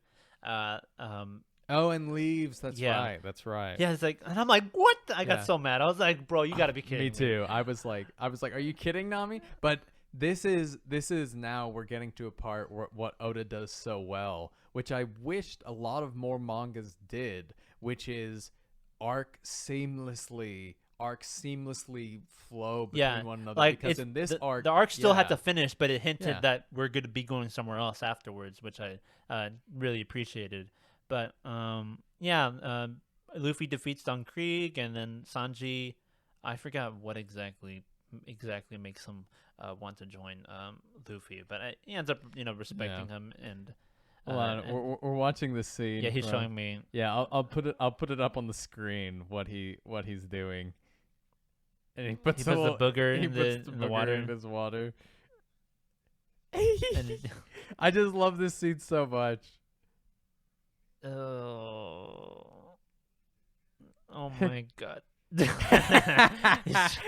like waterboarding him. It's hilarious. I love that scene so much. But this is a good arc. But as you mentioned before, right before we enter the next arc at the end of the Barati arc, it's the two other bounty hunters or Zoro's brothers or whatever. The other bounty hunters that were with Zoro crews. They're the one that mentioned who exactly Dracul Mihawk is, and like they basically explained a lot of what the Grand Line is. Like, how do you not know? Like, whatever. I'm gonna explain it to you what the Grand Line exactly is. Which is still, I don't know exactly how the world looks like and how it works. But the Grand Line is especially it's a line based. It's a place that's along the equator. Yeah, it's an ocean, like basically, like a part of the ocean. Yeah, it's super dangerous. But what resides there, or at least there's something in the world. As what is it called? I wrote it down somewhere. The Red Line? No. What was it? They introduced the three great powers in the world, apparently. which I was like, oh, what's that? And he's like, one of the great powers is known as the Seven Warlords of the Sea. And one of those people is Draco Mihawk. Yeah. And I'm like, and I just feel like that is a really cool way to show what exactly levels there are. Is like, oh, the Seven Warlords with Draco Mihawk was just like super powerful and basically soloed like 100 ships. It's just one part that rule the sea. I'm like, that's just really cool. And they mentioned somebody in here, by the way. Those guys mentioned somebody in there. I'll go back to it like after you're done finished, but they mentioned somebody in there that doesn't show up again till like chapter 400, which is just crazy, right? I love it. I love it so much. But I just found that super interesting, and that I really like that world building setup. Is that this is a really cool way to do it? Is like put someone in here that is important, but eventually when you explain what part of system he's in, it kind of downplays like, oh, he's just one part, a very small part of a bigger group that is just as powerful. Yeah. And the other three powers of the sea might just be more powerful than the seven warlords of the sea. Yeah. But I don't know, because we'll get to it eventually. But the next arc is what I heard was the best arc, is Arlong Park. It's probably the best arc in this saga. Yeah, I think so. But I'll explain why. It might not. This is gonna sound really weird, but I'll explain why it might not be. It has so. But many, it is my second, or probably is my, if not my first, is the second best. Like, you know. To be honest, I think I might have liked Loketown a little bit better than this. That one. Is, I did. You think so? Yeah, I think so too. But and I'll explain why. But Arlong Park definitely was a build up. Arlong Park has a lot of iconic panels, like when Luffy puts the most on Nami. That is the most iconic moment in the saga, where I'm like. Yeah. And he's like, "Let's go," and then like Usopp, Zoro, and like Sanji, I can imagine the poses they made. Like, oh man, dude. But it was such a cool moment because it showed Nami's backstory. Yeah. Well, we went ahead already. Let's go to the beginning. So they get there. Zoro gets there first and gets captured. And the moment that I really like is that Nami has were showed that she betrayed, Luffy and Zoro, stole the ship and the treasure to offer up to Arlong, who was known as a fishman pirate. They're all fishmen, kind of like the ones from Dead Man's Chest from Pirates of the Caribbean. But they're apparently way more stronger, which I found really cool. They're stronger than the normal humans. Yeah. Even I don't think any of them have devil fruits, right? But they're just that strong. So that's what made them. They don't need them. Yeah. And they're basically harassing this village that was several villages, which sucks. But we show that Nami clearly betrayed her, and we see like, oh, this is really who she is. She's a backstabber. She doesn't have morals. She only cares about herself. Yeah. But before we get to know why she does this, we get a glimpse of who she really is when they're deciding how they're going to kill Zoro. Nami ends up doing it, but we show that she stabbed her own hand, and to push Zoro away. And they think that he killed her, but I love that moment. She keeps it bandaged because they don't know why exactly. But I really like that moment. I'm like, she's not exactly a terrible person after all.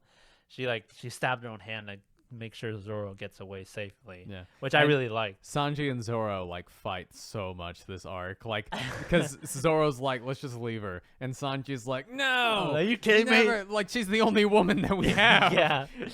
That's we get to see Nami's half sister. I don't know, her sister, not by blood, but they what's her name? Belle, something Belle. Belmare. Isn't that the mom?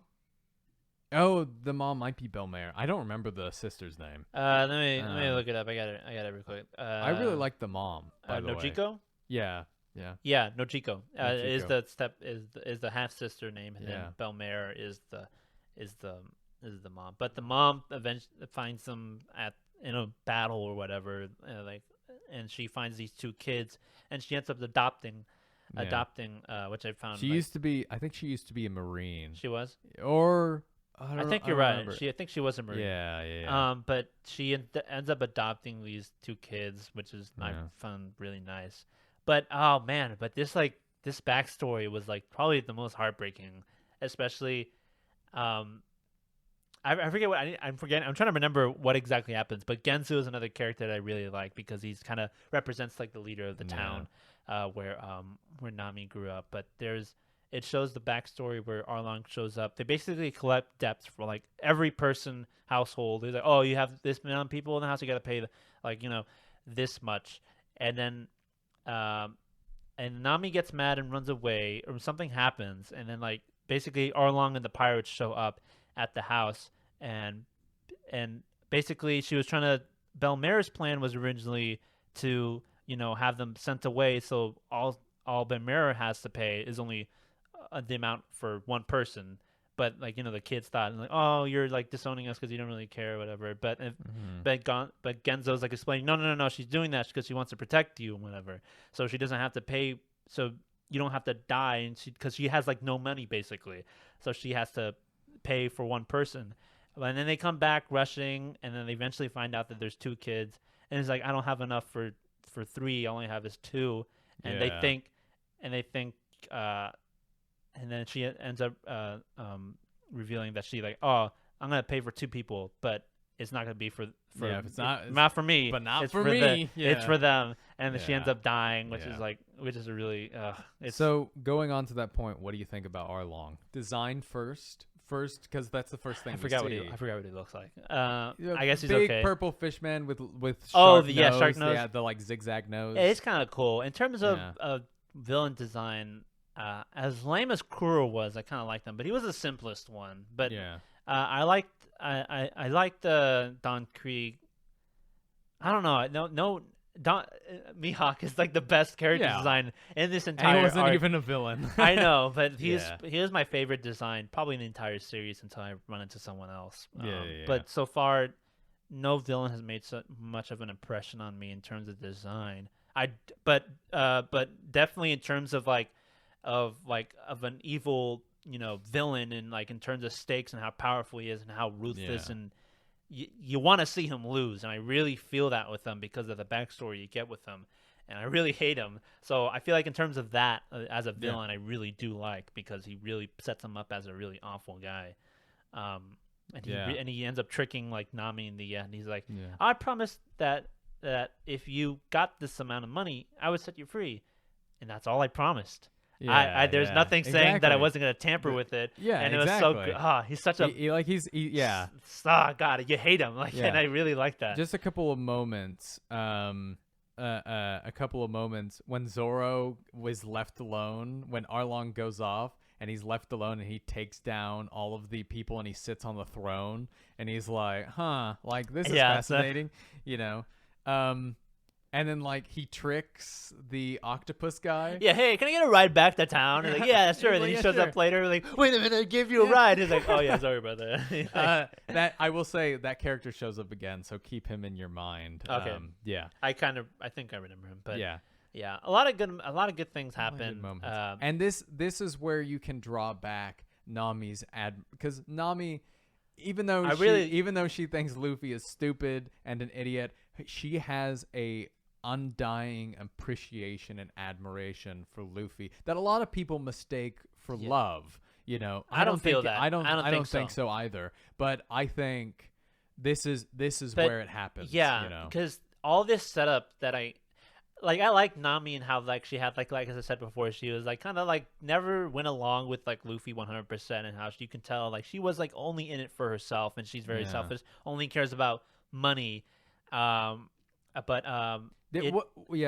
It sets her up as this person, and then it shows her backstory and why she's been saving up money to buy off the town, and how she's been going through all this, and even then when she ends up being betrayed by Arlong, she's like, it's okay. Like the town is like, what? And then the Marines show up and they take her money. Like what? Like but you can't pay them off. It's like, no. Like you think she's gonna cry. And she's like, it's okay. But like when Luffy like confronts her, and she just starts crying, and it built up to that moment. He's like, and for a person who never asked for anything or everyone, is all in it for herself. She doesn't want help from anyone. She looks at Luffy, says, "Help me," and then like that. It just built up, like showing what her character is, and showing that she's asking for help is such a huge moment. And then Luffy, when it showed like the reason, like, this is my treasure, don't touch it. Like I don't want anyone touching this. Like it's very special to him, and he puts it on her, and I'm like, it's just such good storytelling and such good character development. Even like for and a very simple story of what we gotten so far, quote unquote. Yeah. But that was my favorite. Yeah. That was my favorite moment. Is probably like everyone else's, because Yeah. but I love all the setup that it led toward that. The fight with Arlong was pretty good too. Yeah, I love how they kept Luffy from drowning by keeping his head up Yeah, exactly. above the water, stretched up. But so they was this when, because Arlong was like, if you punch me, you'll destroy Nami's life work, basically, or like because they didn't want to destroy the room because it had all of her maps. But I think Luffy was Luffy was like, screw that. And he was like, she can just do it again. Yeah, this is only for you, not for her. Yeah, or whatever. Yeah, exactly. Like she's not your slave or whatever. Yeah, exactly. And I think this really hits home, because anytime anybody gives a tragic backstory, right? Luffy is always like asleep or off somewhere and didn't hear it. Oh yeah, he didn't hear the story. Exactly. He just does this because he cares about. He doesn't hear the backstory. Yeah. But it doesn't matter, because Luffy is all action, no words, and he is just a good guy through and through. He's a gut who wants instinct to guy. Yeah. help people, and he doesn't outright say that until last week. Really? Yeah. Like recently, like Yeah. Wow. Like, It's pretty great. I gotta wait that long for that. You got a while. No, but I really do.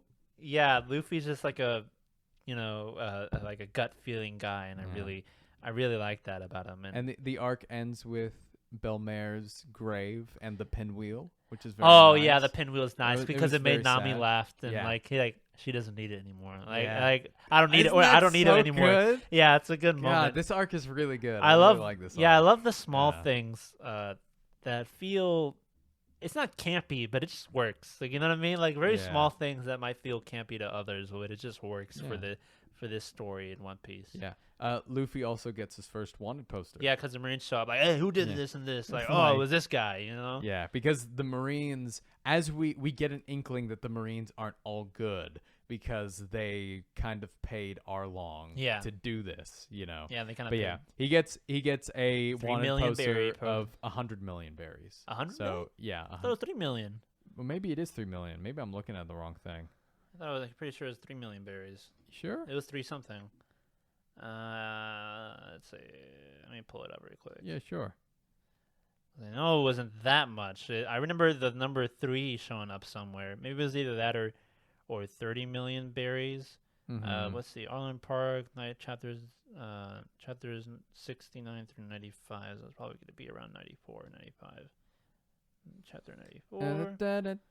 Sorry, everyone. While I look for. I'll sing "We Are" while the. Oh yeah. Hold on. Actually, we're gonna get demonetized. Maybe. Oh no, I'm seeing it right here.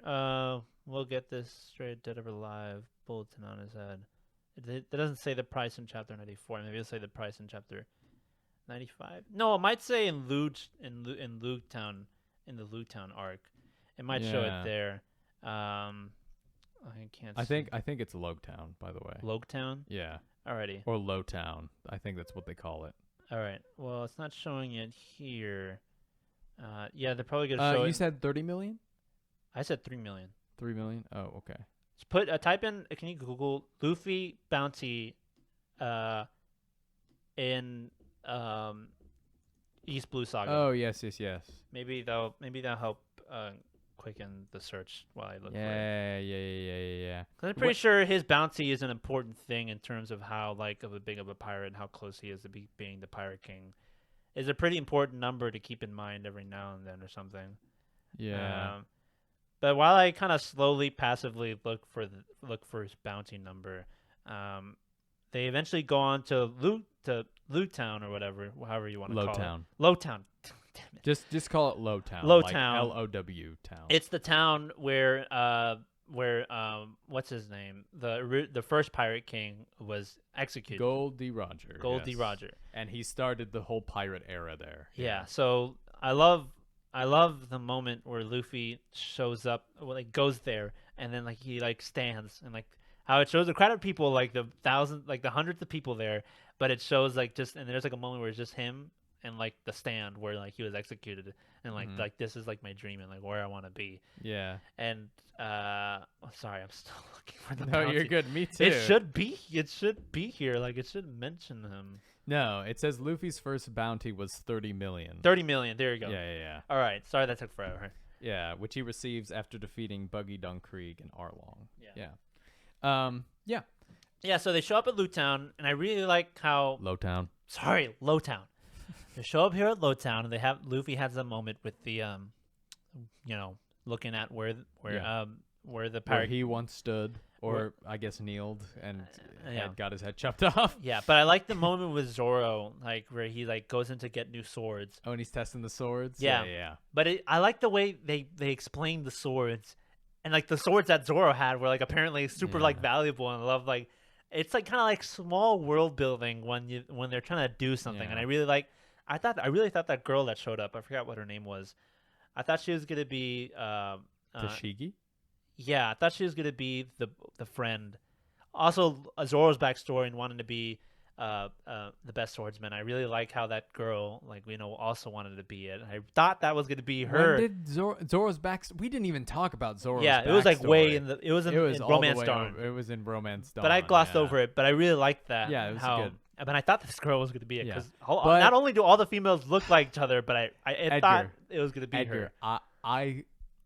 when I read that, I thought the exact same way. And there has been no evidence since then, and I you still serious? think the exact same way. I think it is because the teacher was like, "Oh yeah, she tripped on some stairs and died." I think there's something there that Because she's clumsy, like her. yeah, Yeah, exactly. she's clumsy, and like, Zoro's like, "Hey yo, you look kind of like yeah, that's funny. But it makes sense, and she's a swordsman. It's too good to be true. yeah, and you I know? love they're not rivals, Yeah. but she's with the Marines and he's a pirate now, and like they Yeah. both appreciate swords. And like I'm gonna collect all the swords that belong from bad people because they don't Yeah. deserve it, whatever. And she appreciates Zoro's swords, and then she finds out that he's a pirate. Like, how dare you, whatever. Like, oh, what are you gonna do?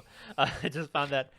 And don't you love that when he flips the sword in the air and sticks his arm out? Oh, yeah. He's that was such a he's cool- okay with his arm getting cut Ooh, off. I love that moment. He's like, if my arm gets cut off, okay. A lot of You yeah. know. The reason why I called this arc, even though it's 5 chapters, one of my favorite one, because it does world play so subtly and naturally, and Buggy shows up. Yeah. Oh my god! Alvida. When as she well. shows up, Yeah. it felt like a very like a Pokemon, like James and Team Rocket prepare for trouble and make it double. It really felt like that. Save 'cause, the like, world from devastation. yeah, it felt like yeah. Buggy and like Alvida felt like that duo.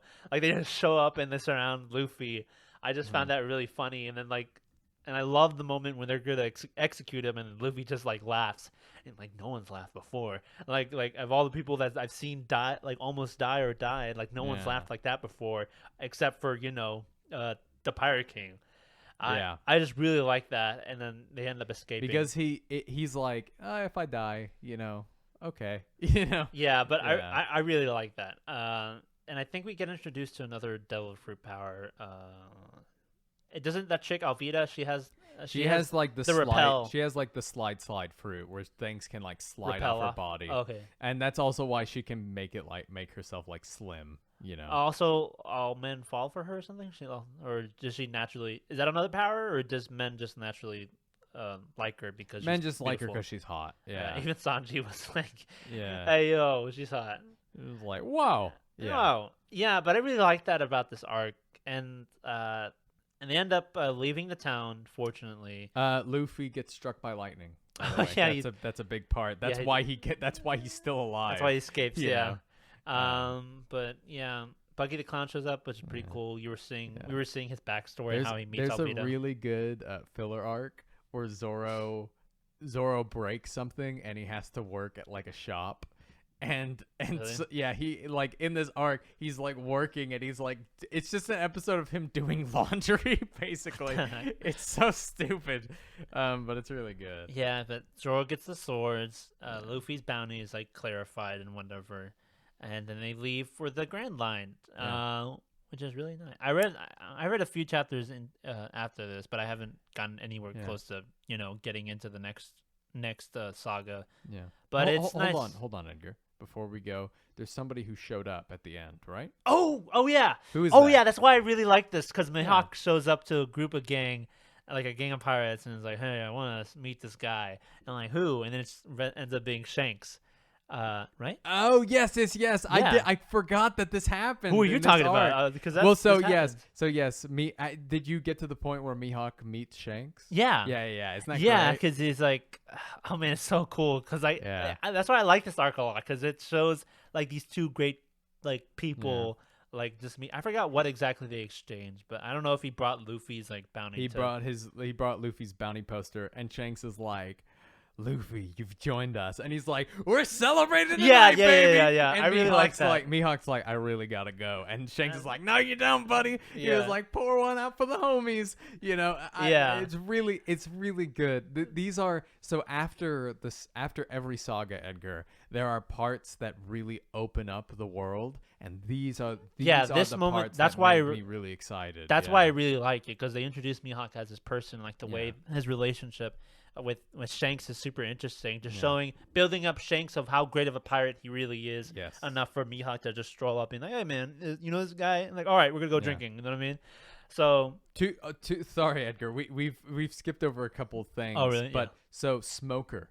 Oh, what do yeah. you think about him? he's really cool. I Really really cool. like him. He's You- probably my favorite, Yeah. second favorite design that I really like. You about him. rated him like E in the Oh the really? tier list. Yeah. Oh bro. Yeah, because he looks Because really. you were like Smoky. Ugh, yeah, I really get cancer from that guy. But Edgar? Who's this guy?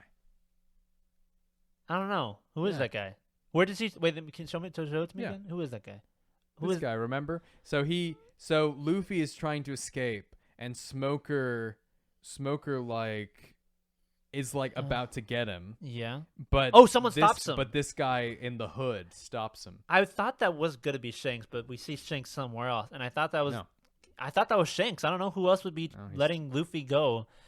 I really don't know. I guess it's Yeah, someone. we don't know. Either someone we've been introduced that I completely glossed over, or it's someone No, who's. you've never seen. This is the first chapter you've seen him. Oda does a really good job of making special chapters have a whole bunch of lore in it. So chapter 100 had a lot in it, and this character, it says right here. They say his name. They say Dragon is his name. Oh. Okay. But yeah, Dragon. Oh, that's cool. and he says they ask him. Smoker asks him what. He says, "Why are you helping that guy, Dragon?" And Dragon says, "What reason would I have to get in the way of that man's voyage?" And he smiles. So, we'll see. Yeah, I really thought that was Shanks for a second, but I No, guess no. not. I'm really interested to see who he is.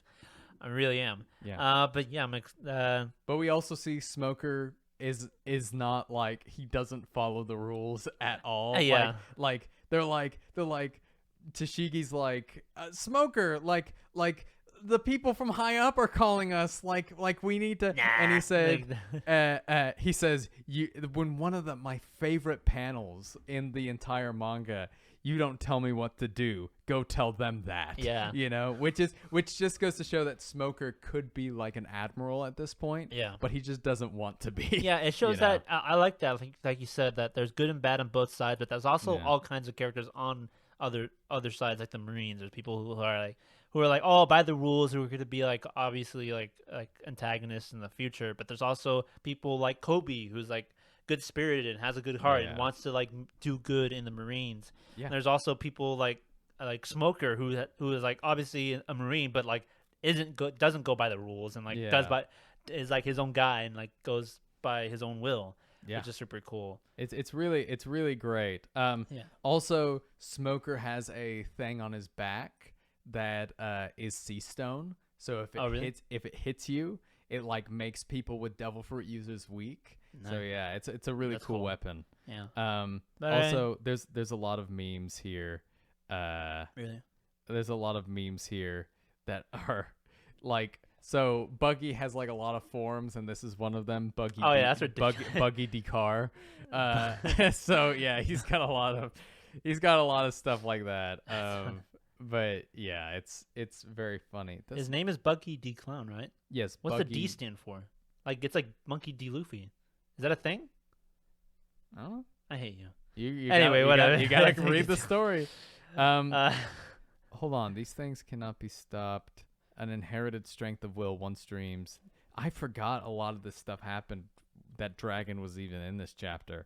Yeah, I don't know. How to do this. These things exist. Yeah. Anyway. Yeah. But yeah. Yeah. If I were to rate this arc or just One Piece in general so far, probably a 7.5 or 8 out of 10. Okay. My enjoyment's been pretty okay, but I just like a lot of what the story's been setting up. Very simplistic, easy to follow action scenes.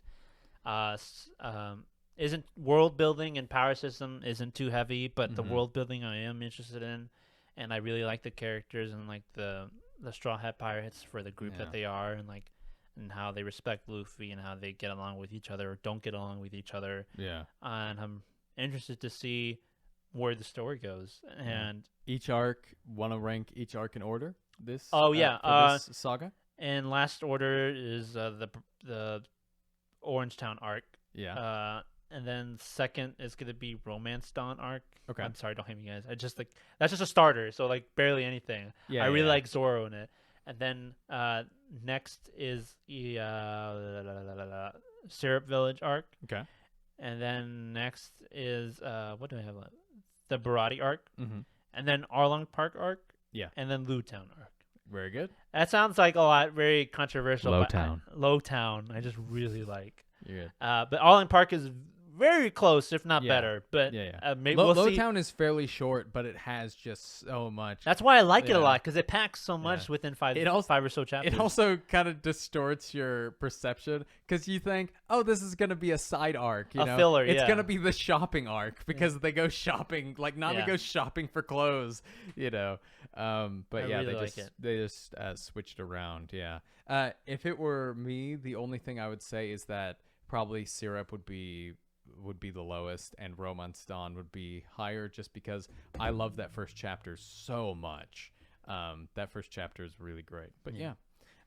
Edgar, who's your 3 favorite characters right now? Mihawk's number 1. Of course. Of course. Man, who is number 2? Zoro is probably number 2. Okay. And I'm struggling between Nami or Luffy as number 3. Alrighty. But I'm just going to say it's a tie between them so far as number 3. Nice.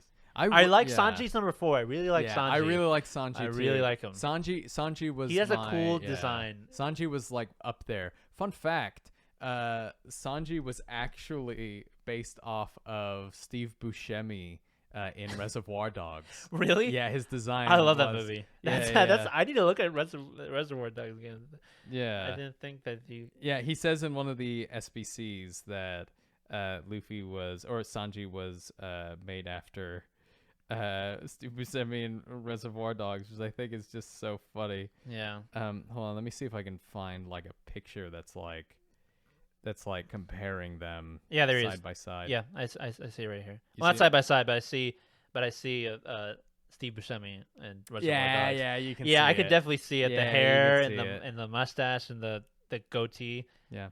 This is his early design, the top one. So you can see Yeah. how like he has Ooh, I black- like the hat he and the has, like- pistols. yeah, he's but got obviously black he only hair. just kicks now. Yeah, but look at Nami. Like she had a robot arm and like a giant What? axe, which obviously he took and he used it for whatever his name is, the axe guy in Yeah. Romance Dawn. But Yeah. yeah. But Well, I have a lot to look. I really thought I would be, like I said, 100 chapters seems like a big milestone in a lot of other manga, but It's a big milestone for One Piece, you know, because if you get past this, you can probably get through the whole story. Are you know? sure? Yes. All right. Well, we'll see what the next saga is.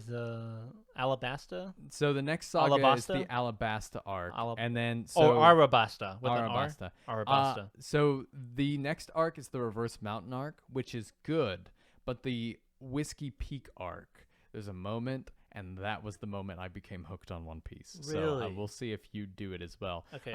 What we're going to do, guys, is we are going to stop. Since Alabasta is so long and has so much meat packed inside it, we're going to do another review halfway through the Alabasta arc. So we're going to stop at the Drum Island arc. Really? Mm-hmm. So we're going to do the 4 arcs of Alabasta, and then the Alabasta arc is so meaty. It's 117 chapters. Maybe we can pack it into a whole episode if we leave out news and something. Maybe, but I'm just saying Alabasta is like Arabasta. Is it an R? It's Alabasta. Why am I seeing it as an R? I see it here? as an R too, but it's an L. It's Yeah, what is it with the Alabasta. R's and L's Yeah, I don't know. in One Piece? Yeah. Roofy? Instead Well, of it is Luffy, it's Monkey D. Roofy? Luffy. Yeah, I think it is. What the heck? But yeah. So we'll see. I feel like we'll see. We'll see. Maybe when I'm telling you, Alabasta has a lot in it packed. I think the chapters get longer, actually. Yeah. So how many sagas are there in One Piece so far? Because maybe it'd be if there are how many? Let's see. 1, 2, 3. We can't. I mean, the 4 Emperors saga, is so long. If it's more than we're gonna 150, definitely will have to be 2. I think. I just feel like 117 is I think the doable. chapter numbers are misleading. I think there's a lot of content because there's a lot of in these arcs there's a lot of talking, building up the world. There's a lot of content in the Alabasta arc. Yeah. Yeah, the sagas and the numbers, they are all misleading. Like the Water 7 saga, we're gonna have to do There's Arabasta, Sky Island, Water 7, Thriller Bark, and Summit War, and First Fishman Island to Rosa, 4 Emperors, and that's it. I guess that's the current one. But I'm saying that that Alabasta on its own would be a good talking point, just because there's a lot of fights that happen within it. Yeah. But yeah. Alrighty. So yeah, I'm looking forward to seeing how the story goes, and we'll see what my thoughts on this next half saga or full saga. But we'll figure it out. But either way, I'm interested to see who else joins the crew and what else happens and how much more world building we'll get. Yeah, because they're sailing to the Grand Line, which is an ocean, right? It's basically a line. Yeah, I feel like I want to look at the world map, but I don't want to get spoiled or anything. So they don't really have a world map. They don't have a world map? No. Well, they did say that Nami, that the world, they want to not the entire world is uncharted. I think that's exactly what you're saying, is that Oda is like let's he'll draw the world map when Nami draws the world map. In reality, he's like, I don't know how to figure this out. Yeah, he's like, I don't know. he's like, my world is too big. It's too big. Yeah, but I liked it. It's pretty good. 8 out of 10, 7.5 out of 10 probably. I'd rate out this entire saga and One Piece as a whole so far. I don't know how soon I'll finish. I might read this next saga or this next few arcs much faster than.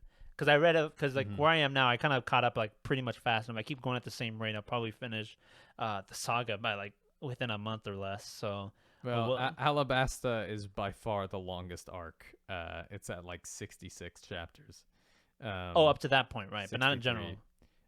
No, overall, up to this point. Yeah. Oh, okay, yeah. I was gonna say, are you serious? That's it. Oh no, the Wano arc is What's the longest arc I've read?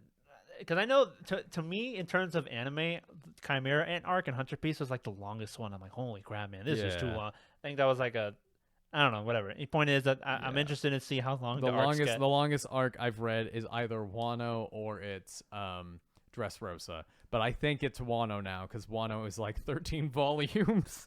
Are you serious? Yeah, that's where long. Is that where I am right now? Is that up to this point in terms of volume? Oh yes, definitely. It might be less. Yeah, because I think 12 volumes. Yeah, so an entire arc consisted of 13 volumes. Yeah, so we're gonna have to probably break up Wano in 3 different parts, because it's so long. It's like the span of. It's basically Hell's Paradise at Wano. It's an entire other manga series. Yeah. Yeah. All right, you guys. Well, we had a lot of fun. Yeah. Did you? Are you having fun reading it? Yeah, I had That's fun. the most important I part. heard it's a challenge, and it's Yeah. I feel like it's gonna be a good medal to have to say like, oh, you can't. It's a dumb argument, but a lot of people say you can't argue or have an opinion in anything regarding One Piece if you haven't read or seen One Piece. Yeah. But reading this have felt like I hope I don't feel like this at the end, but like I feel like watching One Piece is a whole other achievement than reading it. But like I said, but as most people, Achievement. I know, but as most people say, the manga is entirely the work and the full way format that the manga wanted. So in the end, if the manga is the purest way to go in handling this story, the anime will have things that that'll up it or like bring it down in one ways. But you know what I mean? Like watching those 1,000 episodes and like when I heard people like watching the 1,000 episode of One Piece, I wish I could be on the same boat. No pun intended. I watch it weekly, but I can't especially post time skip.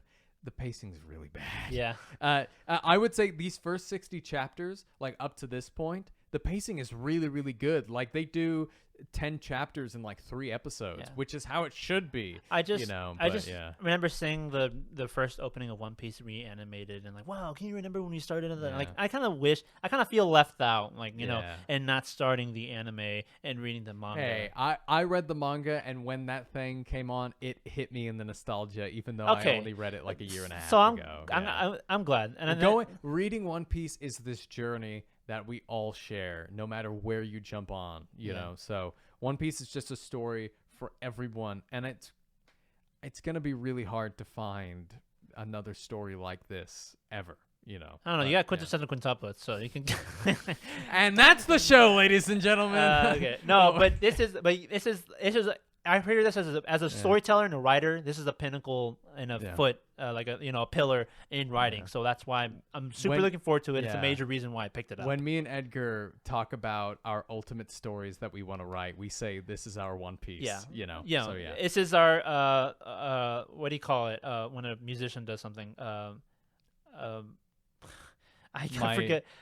My magnum opus. Yeah. Like even though this is the only manga that Magnum condoms. No. This podcast should have ended 5 minutes ago. no, I know, but this is Oda's only manga, right? Yes. But he had an idea. He had a one shot for a cowboy manga. And I'm going to assume that this is all he's going to do, right? This is it. So if he were to do more, this would still be his magnum opus. And when we talk about One Piece and what we want to do in storytelling, like this will be our One Piece when we have ideas, or this will be our magnum opus. And I can tell, even from a barely of a reader now, I can tell that this is a setup for a lot bigger thing. I can tell already this is his magnum opus, and this is a giant pillar. It is the big 3. Yeah. It is a big thing. It's like you could call it the big one. It is the big one, and it is. I think even not reading or watching other stuff like Naruto and Bleach, I can tell that just by everyone's reactions and by the writing, all the people who analyze this in essays, I can tell that this is probably the biggest and best one of the big 3. Yeah, definitely. Yeah. I mean, it's the biggest comic book in the world, and it probably will be for a very long time. I'm not as annoyed anymore when people say that because the steps to getting there. Yeah. So I'm interested, and I'll keep reading.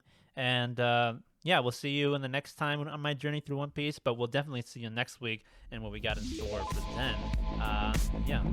We'll see you then. We're actually going to end it now. Yeah. Bye-bye. Bye.